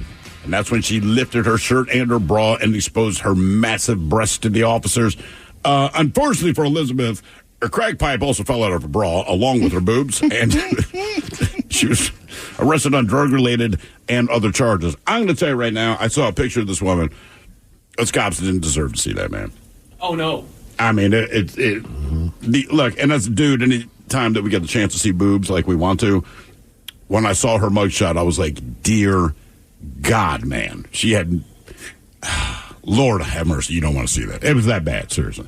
But anyway, yeah, it turns out she put a crack pipe in her bra. Did not think about that when she lifted her bra up, and there was a crack pipe. How much stuff do women put in their bra other than money? I've only heard of bra money. There was the woman, we called her Mount Rushmore, the old building, who put her... Lighter. She was a she smoker. had a lighter in her bra. Well, the one, I couldn't find my lighter. I asked her for a light. I did not realize that she put it in her bra. And she's dressed like a businesswoman, right? I mean, just reaches her hand in the front, pulls her lighter out. You can see boob sweat on it. Normally, I would take her lighter, so I just kind of purse my lips and let her light my cigarette for me. Like, I'm not touching that. Yeah, beautiful woman, beautiful. So we pour this booze and we drink this booze because we think it's yummy. Yummy. So over the tongue and down the throat to party in our tummies. Down the hola bichola. The Men's Room presents Profile This. Let's see, throw hooks, please, everyone. How Profile This is played. I sure can, Miles. It's a simple game where we share with you a real-life news story, something that happened right here on planet Earth. And as you listen to the story, based on the stereotypes you believe to be true of people and the decisions that people make, we'll ask you what it is you think makes the story a story. Hello, Vaughn. Welcome to the Men's Room. Hey, what's going on? Hola! All right, Vaughn. You understand how this here game is played? I believe so. All right, well, here's the deal. You got your choice of one of three categories, okay? One category is bite me. In other words, what did somebody find in their food? Another category is hit me with your best shot, where you guess the unconventional weapon that someone chose to use as a weapon. And finally today, Animalize This, where you guess the animal responsible for causing the problem. Ooh. Okay. So pick one? Yeah, pick one. Let's do Hit Me With Your Best Shot. All right, I'm going to share the story with you. And then at the end, you're going to have your choice of one of four options that you think was the weapon used in this case, all right? So the story goes like this. There was an argument early on a Saturday morning when Dr. Esha Prasad, 34-year-old dentist, she was getting her husband Taco Bell and McDonald's for his birthday. Nice. Now, during the 12:20 a.m. squabble, Prasad allegedly threw food at him and hit him. Now, they say the delicacy struck the man on the right side of his face. So when the police responded to the couple's St. Petersburg residence, the food was still on the victim's face. Now, the victim, who's been married to Prasad for 5 years, said he was not injured by the menu item. But after being read her rights, Prasad reportedly said she threw the food at the victim after he threw a bag at her, which is a claim that her husband denied. Well, she was arrested for domestic battery, which is a misdemeanor, and booked into the county jail. She was later released. Now, the question is, what food did she throw at her husband? And keep in mind, she picked up both Taco Bell and McDonald's for his birthday. I'm sure he's a slim, beautiful man. But you said it was 1:58 in the morning, right? It was 12:20 a.m. All right. Was it a soft-shell taco? Was it a Big Mac? Was it a cheesy street chalupa? Or a large fries? So soft-shell taco, Big Mac, a chalupa, or a large fries? Give me Big Mac. You going Big Mac? Big Mac for Vaughn. I like soft shell taco, Ted. Soft shell. Or the soft taco supreme, to be honest. Delicious, but soft taco was the option. I don't see any of that sticking to his face. It's got to be that cheesy chalupa. A cheesy street chalupa, Ted. Put some respect on it. So I feel like there's actual like nacho cheese sauce in that, which could still be on his face. All right, okay. Guy should have opened his mouth. What was thrown in his face? A soft shell taco, Big Mac, chalupa, or large fries? We'll find out next. That was a tease. It's Gun Storage Check Week and National Suicide Prevention Month. Securely storing your firearms can help prevent suicide. Use lockboxes, safes, and locks to deter unwanted access. Learn more at gunstoragecheck.org and enter to win a gun safe. That's gunstoragecheck.org. If you or someone you know is struggling, call 988, the Suicide and Crisis Lifeline. Brought to you by NSSF, the Firearm Industry Trade Association. This episode is brought to you by Progressive Insurance. Whether you love true crime or comedy, celebrity interviews or news, you call the shots on what's in your podcast queue. And guess what? Now you can call them on your auto insurance too with the Name Your Price tool from Progressive. It works just the way it sounds. You tell Progressive how much you want to pay for car insurance, and they'll show you coverage options that fit your budget. Get your quote today at Progressive.com to join the over 28 million drivers who trust Progressive. Progressive Casualty Insurance Company and Affiliates. Price and coverage match limited by state law. You don't just live in your home. You live in your neighborhood as well. So when you're shopping for a home, you want to know as much about the area around it as possible. Luckily, Homes.com has got you covered. Each listing features a comprehensive neighborhood guide from local experts. Everything you'd ever want to know about a neighborhood, including the number of homes for sale, transportation, local amenities, cultural attractions, unique qualities, and even things like median lot size and a noise score. Homes.com. We've done your homework. Better health isn't always about the big things. Sometimes it's a nudge from a friend, or a head nod from a fellow jogger, or even a smile from across the breakfast table when you've decided to pass on the bacon. It's the little things that lead to better health, and Regence is here as a partner, opening doors to the care you need, no matter the size, because it all adds up to something big, a healthier you. Regence Blue Shield. Together we health. 99.9 KISW. We return to the men's room with Miles and Thrill. Categories, hit me with your best shot on profile. Let's get a dentist. And she was probably, I guess, coming home from work, or I don't know what the hell she was doing, but either way, she was getting her husband some food for his birthday. Yeah. So not only was she going to go to Taco Bell, she's going to swing by McDonald's for him. Either way, they got into some kind of altercation. So she threw food at her husband's face, and she was successful. Question is, was it a soft shell taco, a Big Mac, a cheesy chalupa? Cheesy street chalupa. Well, that's one of those. Oh, or a yeah. large order of fries. One of the tough ones. Yeah. And, Vaughn, that's the very question that we posed to you. Let us start with you, Ted Smith. Oh, come on. Hey, man, you went with the cheesy street chalupa, and, like, your spidey senses made sense. There was still evidence of the food on his face, obviously. Yeah. But, whoops, sorry, wrong sound effect. Still not good. Yeah. Damn, I thought that was foolproof. Not the cheesy street chalupa. Vaughn, you went with the old Big Mac, which makes sense to say it's a McDonald's product. You know it's there. You know she got him a Big Mac. However, did not hit him with a Big Mac. No. I'm sure she ate that for herself. And Miles, you went with the old soft shell taco. I did. And you're correct. You know how to assault someone with food, my friend. That's right. The cheesy street chalupa. Ted, to clarify the chalupa again, is that the hard shell with maybe cheese in between the soft shell they wrap around it? Is that a chalupa? The chalupa's like a deep fried shell. Yeah, but it's like thicker, too. Okay, so we're outside, and so I was laughing at the name Cheesy Street Chalupa, and I said, dude, what exactly is a chalupa? Like, I know the name. Because when they came out years ago, that was massive. I feel like it's like a hard shell's fried, I guess, technically. Yeah. But the chalupa's somewhere, to me, it almost is like a pita bread thicker. Oh, let's take a look at this. But it's definitely fried. It might be a flour shell that's fried. Maybe that's what it is. All right. Is it that simple? It might be. Yeah. But it was like a big deal years ago when they came out with them. Now they're just on the menu. I mean, it looks good. It's a freaking taco. I like that cheesy one from the street. Cheesy Street. Now, for all TV news all the time, it's time for TV Time with Ted. And now, because your pathetic life is confined to countless hours in front of a talking box, the Men's Room presents TV Time with Ted. Obviously, I haven't been doing jokes as much because everybody, basically, Jimmy Fallon had to take time off because the Olympics were going on. Oh, right, yeah. And then you notice other people took some time off, too. So this is a little dated. Time. But I credit to those late night guys. I do respect that. Like, they try to coordinate. I don't know if they coordinate. It just seems like if one of them takes off, then they're like, all right, we're all going to take. I mean, obviously, we know a little more how TV ratings work. Sure. So there's always certain weeks you can count on that they'll all be off. And they're not going to compete against the Olympics, being that it's basically a 24-hour run. Right. And summertime is also not as important as fall and the spring. Yep. So that's why in the summertime, like, America's Got Talent almost always is going to be the number one show because it's the only thing really showing new episodes in the summer. I get sucked into that show. Also, I like Kimmel. Hey, man, Jeff Goldblum. Come on in.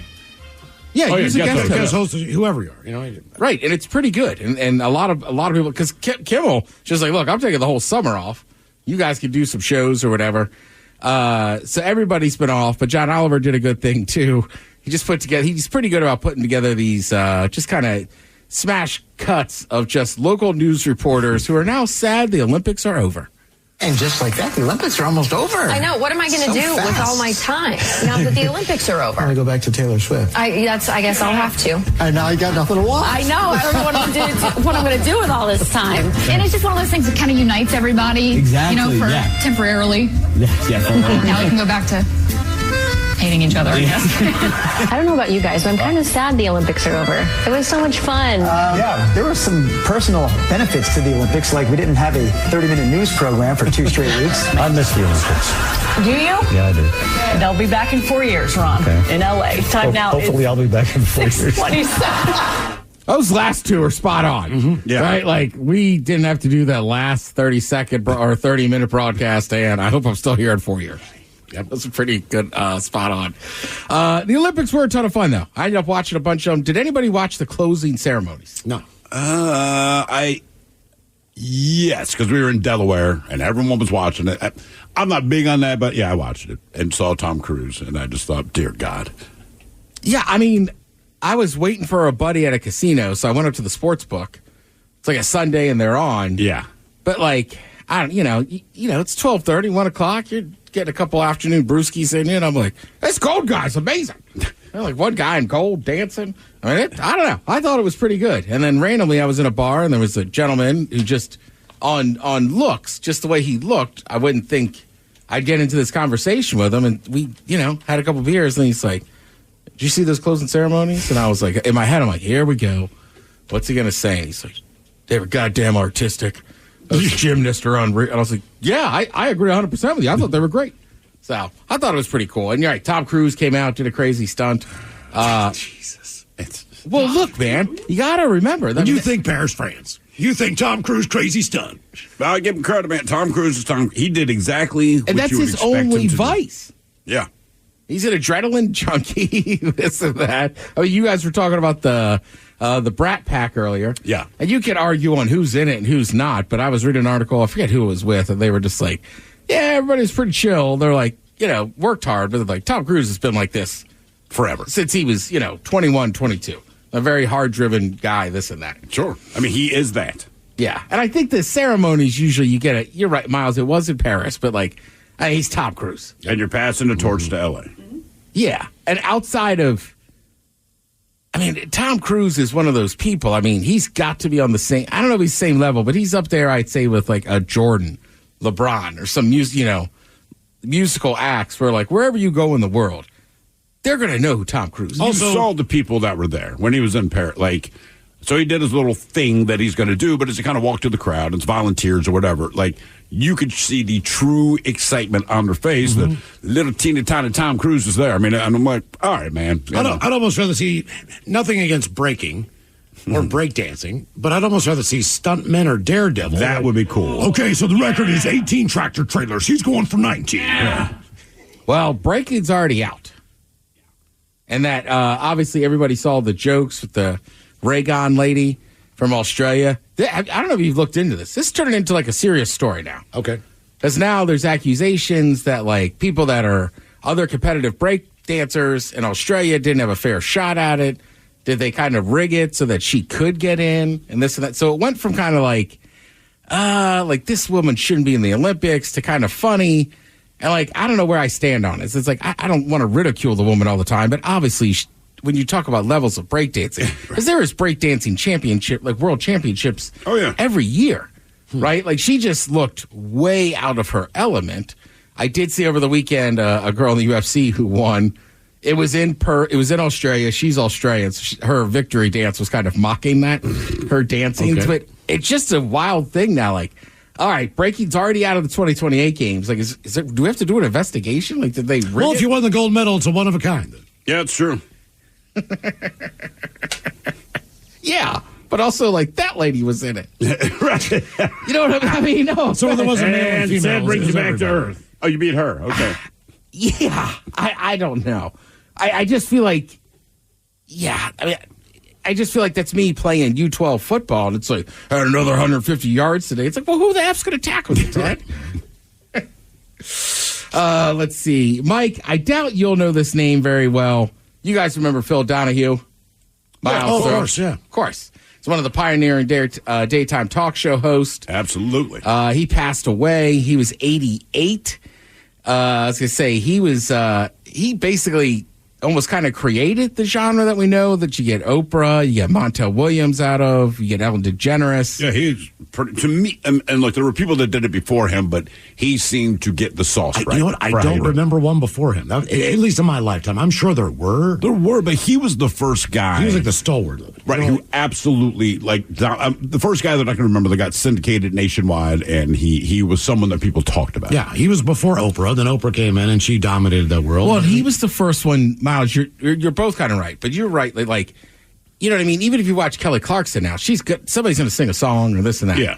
Like, just one guest per show, no band. He said people always asked him and he wrote in his memoir, and he was like, yeah, no. Later, the show got named Donahue, not the Phil Donahue Show. And basically, he would bring on people that other people would never have on a show, right? Like his first episode, he had on an atheist, which you got to remember in late 70s, that's a massive deal. Oh, absolutely. He aired shows on feminism, homosexuality, consumer protection, civil rights, bunch of other stuff.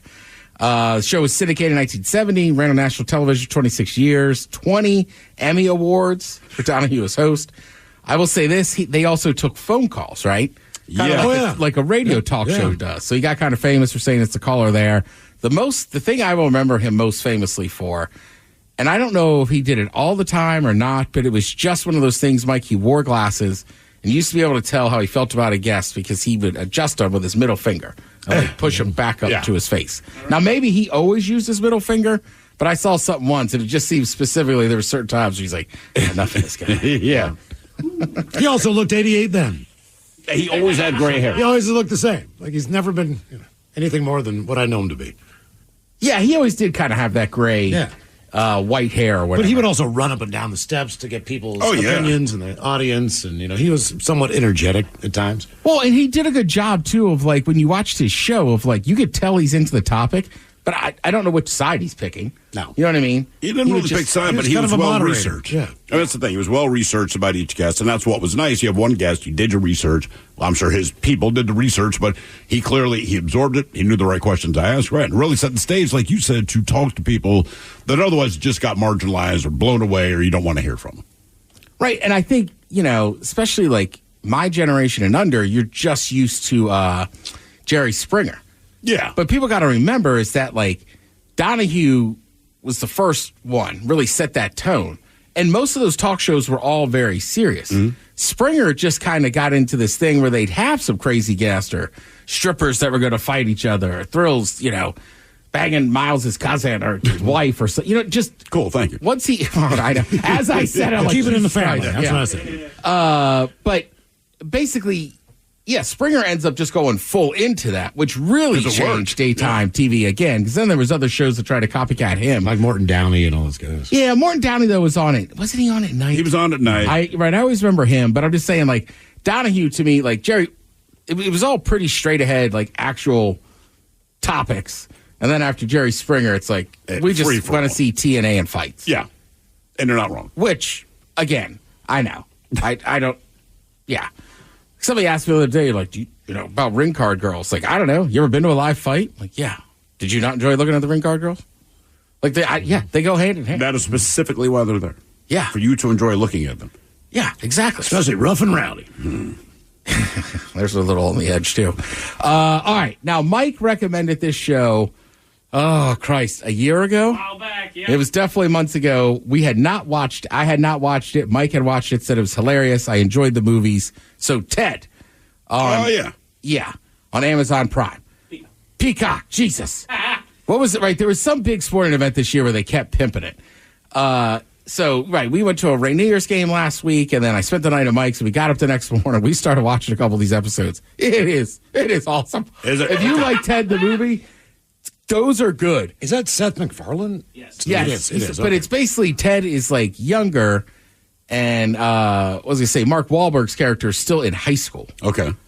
But the same, I don't know how to explain it. It's just off the wall stuff. The dad was in Vietnam, and I just got to the episode where he explains why he doesn't want to talk about Vietnam, and you're just like audibly, like Mike and I are sitting there literally just drinking coffee, watching our buddy sleep in, and we're just dying laughing. There was almost a couple spit takes. I'm like, it's that good. I would say this is one of the rare cases where at least it's in the conversation that the show is better than the movies that it's based on. Okay. Yeah. It's at least up for debate. Like, I can't wait to go home. I got a couple episodes left and watch some more of that series. Yes. But if you said, do you want to come over and watch the movie Ted, I don't know that I would say yes. Yes. So, yeah, and Miles, I think you'll like it. It is beyond raunchy and filthy. All right? That's not my wheelhouse. Yeah. Right.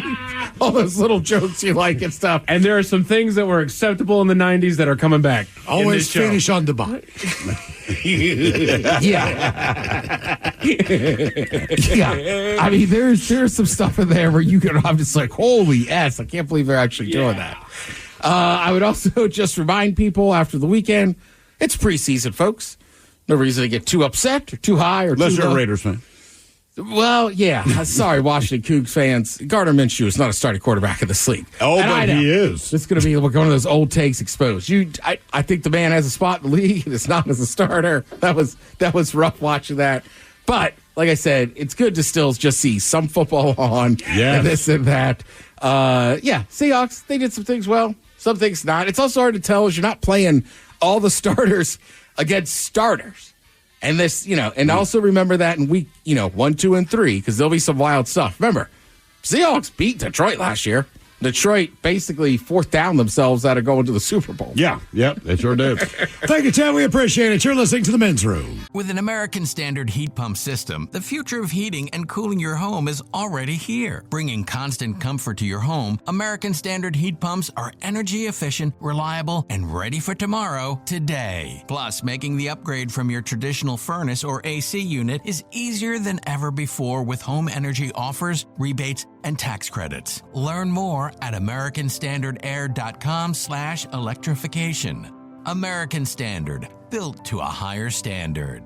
As a Ford owner, there are lots of choices of where to get your vehicle serviced. You could choose to go to their place, the local dealership, your place, home, apartment, or condo, your workplace, even your happy place, like your cottage on the lake. Go to your Ford dealer or choose Ford Pickup and Delivery to have your vehicle picked up, serviced, and brought right back. Or choose mobile service, where a technician will come to you and do routine maintenance right on the spot. Both are complimentary and depend on your location. That's ownership built around you. Contact your participating dealer or visit FordService.com for important details and limitations. From the mind of a 2-foot-tall talking spokes puppet comes this year's biggest challenge. It's time for Bob's Dare to Compare, the hottest game show on TV that asks, what happens when you compare Bob's to the competition? You get style. You get quality. You get beeps and boops and dings and whomps. And thousands of dollars in savings. Everyone's a winner when you dare to compare with Bob's Discount Furniture. Shop in store or at mybobs.com to play now. The Men's Room returns with Miles and Thrill. Now, let's see what's happening in the real world. All right, here we go. A Colorado mall is evacuated because of delicious milk. Meanwhile, a 94-year-old daredevil is still getting after it and smooth as silk. Illinois neighborhood has a wild donkey invasion. A couple charges friends for their wedding celebration. And a South Carolina man pulls a gun while trying to return candy. It is time for your headlines. Now, it's time to hit the headlines. Here's Mike Hawk. All right, our top story, we got to Myrtle Beach, South Carolina, where we find out why you'd hold up a candy store. Employees called authorities to report that a man had come into the store and attempted to return some candy that he had previously purchased. The report goes that after he was reminded that the store did not accept refunds and actually made this detail well known in the checkout process, the man pulled a gun on employees in full view of other customers, including children, and threatened to shoot the employee. Officers reviewed surveillance footage, which corroborated the account by employees and tracked down the armed man. A subsequent search of his car during his arrest turned up weed and cocaine in his possession, adding to the charges that he will answer for. So again, you pulled a gun on somebody making $11 an hour at a candy store because he couldn't return the candy. Right. Okay. Right. Okay. Are you doing okay, buddy? No, you're not. You're not doing okay. Come on. Right. gets a gun pulled on him at a candy store. At a candy shop. At a candy store. And how much money are you getting back? How much money did you spend on his candy? Yeah, how much money did you spend on candy, bro? Right, now, granted, you can spend some cash at a candy shop. Spend as much as you want. But not enough to pull a gun on by any stretch of the event. You know, man, I got to pay my rent. I need this refund. Like, Three Musketeers. Yeah, right. Come on. Good God. In other news, we go to New York, where a newlywed couple attempted to save themselves some money. It's not lost on anybody that weddings are an expensive event, costing couples thousands of dollars to put on an exciting and prestigious day, which is why some couples do their best to recoup costs in one way or another. Our couple in New York is one such duo that decided that they would poster their wedding in comparison to a concert-style event, and were selling tickets for attendance. While they did get a good turnout for their wedding, they did get some pushback, with some invited parties responding with, quote, "I would never spend money on tickets. I don't care. And who do you think you guys are, Jay-Z and Beyonce?" All because they didn't want to spend the low ticket price of $333 a piece. That's so ridiculous. Apparently, the tickets did include the seat on the double-decker bus for the wedding and a 12-hour adventure in New York, which, there's a little bit of kickback there, but, man, but if you want to $300 plan all of that for your wedding, that is your business. But, right. But you don't charge people to be a part of it. That's ridiculous. Right. And look, newsflash, too. Right? Again, I've been in 23 weddings. I've been to more weddings than most people ever go to in a lifetime. Yes. Most people attending weddings only are there. They'll do the wedding and the reception, but they don't need events all around it. Yeah. There's a chance they're in a city they've never been to. They might want to check something out. Or, hey, I mean, sometimes I got a couple cousins I really like. I just want to go get a beer with them. I don't need an event. Yeah. Right. 12-hour bus. That sounds awful. And how many of them are there out of obligation? Yeah. You know, I love my family, but there are some people in my family that, we're getting married, like, okay. And then I'm like, I'll go. I'm going to hear it. 33 button, no. Right. I'm going to hear it at the holidays if I don't show up to your wedding. Right. There those. But you put on the $333 price tag on top. Kiss my ass. Exactly. Because chances are better than even. I might even be traveling to go see you. Right. Right. I don't. No. That's so ridiculous. I actually like these people. Right. Like, you are so oblivious to common sense. Like, hey, you keep doing that. Exactly. I hope it works for you. And they actually said that they made quite a bit of their money. You know, they said that we saved ourselves $70,000, which I think what that is, because they were saying that there's a rise in quote-unquote brunch weddings. So I think what they did is they kind of forewent the venue, the catering, DJ, and all that. I think they just said, we're just going to rent a party bus, maybe get the priest out there to marry us, whatever it is. And then we're just going to go, the reception is us touring bars in New York. You'll be responsible for your own tab, most likely. That's okay, but what I would say is this. If you get divorced, I want my money back. Not bad. Does that include, no gift? Right? I mean, if it the gift was the fact that you didn't have to pay for your wedding. Right. Yeah. Seriously, I'm not looking at your registry. Right. That was it. Right. $333 a person. That means if you take a date. Right. $660. Are you kidding me? $666. Exactly. No. No. That ain't happening. We go to Colorado, where disaster turned into annoyance. Authorities were called to the local mall after it was reported that a trio of juveniles wearing masks stood up on chairs in the food court, screamed incoherently, and witnesses say they heard gunfire and went running. Officers evacuated the mall and began to search for victims, finding none, but instead finding milk jugs that the teenagers had slammed to the ground, making sounds that were mistaken for gunshots. 2 of the 3 were tracked down and cited for making public disturbance. I'm glad that it turned into annoyance. Right. We're glad that is the case. But again, guys, come on, man. I don't know if you're sensitive to the times going on. Not a good idea. We all do stupid things when we're kids. Sure. Keep the level of stupid to a certain degree. Right. Yeah. Can we just not cross this line? Look, it's not an acceptable excuse, but it is an accepted excuse. Kids will be kids. Kids will be kids, but don't do things that might get you shot. Right. I'm just like, if you had done that, man, on Diamond Mall in Baltimore, you would have gone down in a hail of bullets. And the thing is, in the end, you're just doing a prank with milk jugs, but everyone's armed to the teeth, and they have no problem shooting you if they construe you as a threat. When you're going to be dumb, be smart. Yeah. That's Be all smart I about ask, being dude. stupid. Right. Let people just shake their heads and just decide that you're kids. Let us just be disgusted. And just in case those stories have the bad taste in your mouth, thankfully, there's good news. Over to the UK, where a good chunk of money was raised, a 94-year-old man joined forces with a 70-year-old woman who have both had the unfortunate similarity of having lost their partners in life, having both received end-of-life care at St. John's Hospice. Seeing how well they treated their loved ones in their final days, the pair sought to raise money to donate to the facility so they can continue to provide wonderful care for others. To get this done, they set up a crowdfunding page and sweetened the deal by becoming the oldest man to ride the world's fastest zip line, which is located in Wales and reaches up to 100 miles an hour. I guess. Did she do it too? She did too. I believe so, yeah. I think you know what I mean. Yeah, right? I wouldn't be shocked. But I think if you're that old, are you still scared? I'm not. Hey, man, you might die. I'm 90. I am not sweating this. Right? I gotta tuck these things in every morning. I don't care. Ricocheting off a tree branch. This is why I wear tube socks. Not on my feet. Damn it. Men's Room Sports talking about the Seahawks. They played their second of 3 preseason games over the weekend against Tennessee. My personal opinion, I like the depth that our boys showed on Saturday. Sam Howell showed himself to be a fine quarterback. Sam Howell looked good. He looked great, dude. Kenny McIntosh had a heck of a game, as our defense as a whole did as well. Although they did end up losing the game in the end, I think they showed some real synergy, and I'm excited to see what the regular season brings. I'm not going to lie. Okay. I'm stoked to see what this team does. You got a good coach, man. Yes, we do. And I'm so happy that Baltimore's pissed to have lost him. That was a great sign to me. Yeah, it's like we say, if you want to get Mexican food and everyone in the restaurant's Mexican, like, that's the place to go. That's the spot. This is our guy. Like, damn it, man. Exactly. You want a good football coach, this guy is a good football coach. The Seahawks wrap up the preseason here at home this weekend, hosting the Cleveland Browns on Saturday at 7 p.m.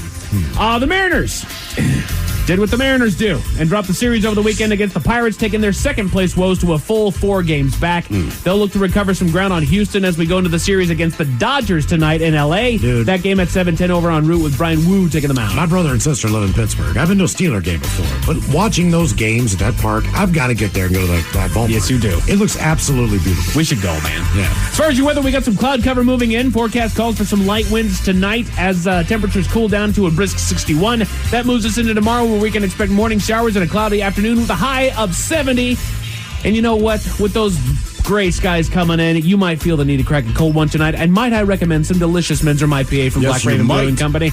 Known to be on tap at the Gaslamp Tavern in Issaquah, the Hop Garden in Renton, and Houndstooth Public House right here in downtown Seattle. And of course, you can find a comprehensive list of locations on the Men's Room page of KISW.com. That is it for your headlines. With that, Mike Hawkins out. Thank you, sir. Steve loves musicals, so tomorrow on Sit and Spin, musicals that were movies, and some of the best ones of those. Yes, I begged that we could do that because of my love of musicals. In the meantime, well, speaking of musicals, we be all about this bitch. So until next time, please do what you do best, and for Aletha's sake, stay beautiful. The Men's Room has been taped before a live studio audience. Wardrobe and makeup provided by Mantastic Limited. This has been a presentation of the Men's Room Radio Network.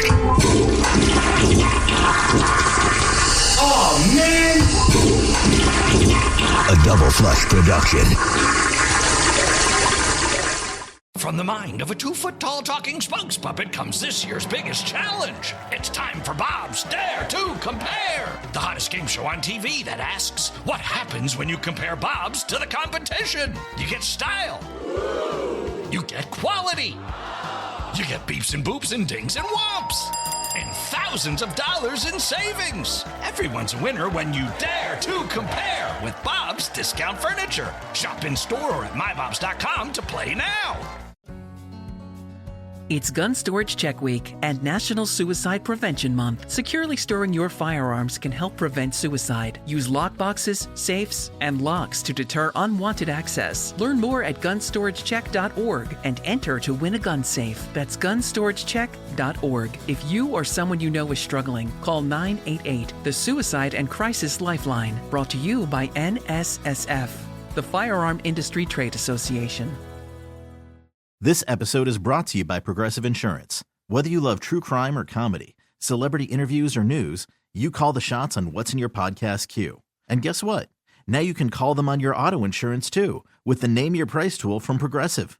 It works just the way it sounds. You tell Progressive how much you want to pay for car insurance, and they'll show you coverage options that fit your budget. Get your quote today at Progressive.com to join the over 28 million drivers who trust Progressive. Progressive Casualty Insurance Company and Affiliates. Price and coverage match limited by state law.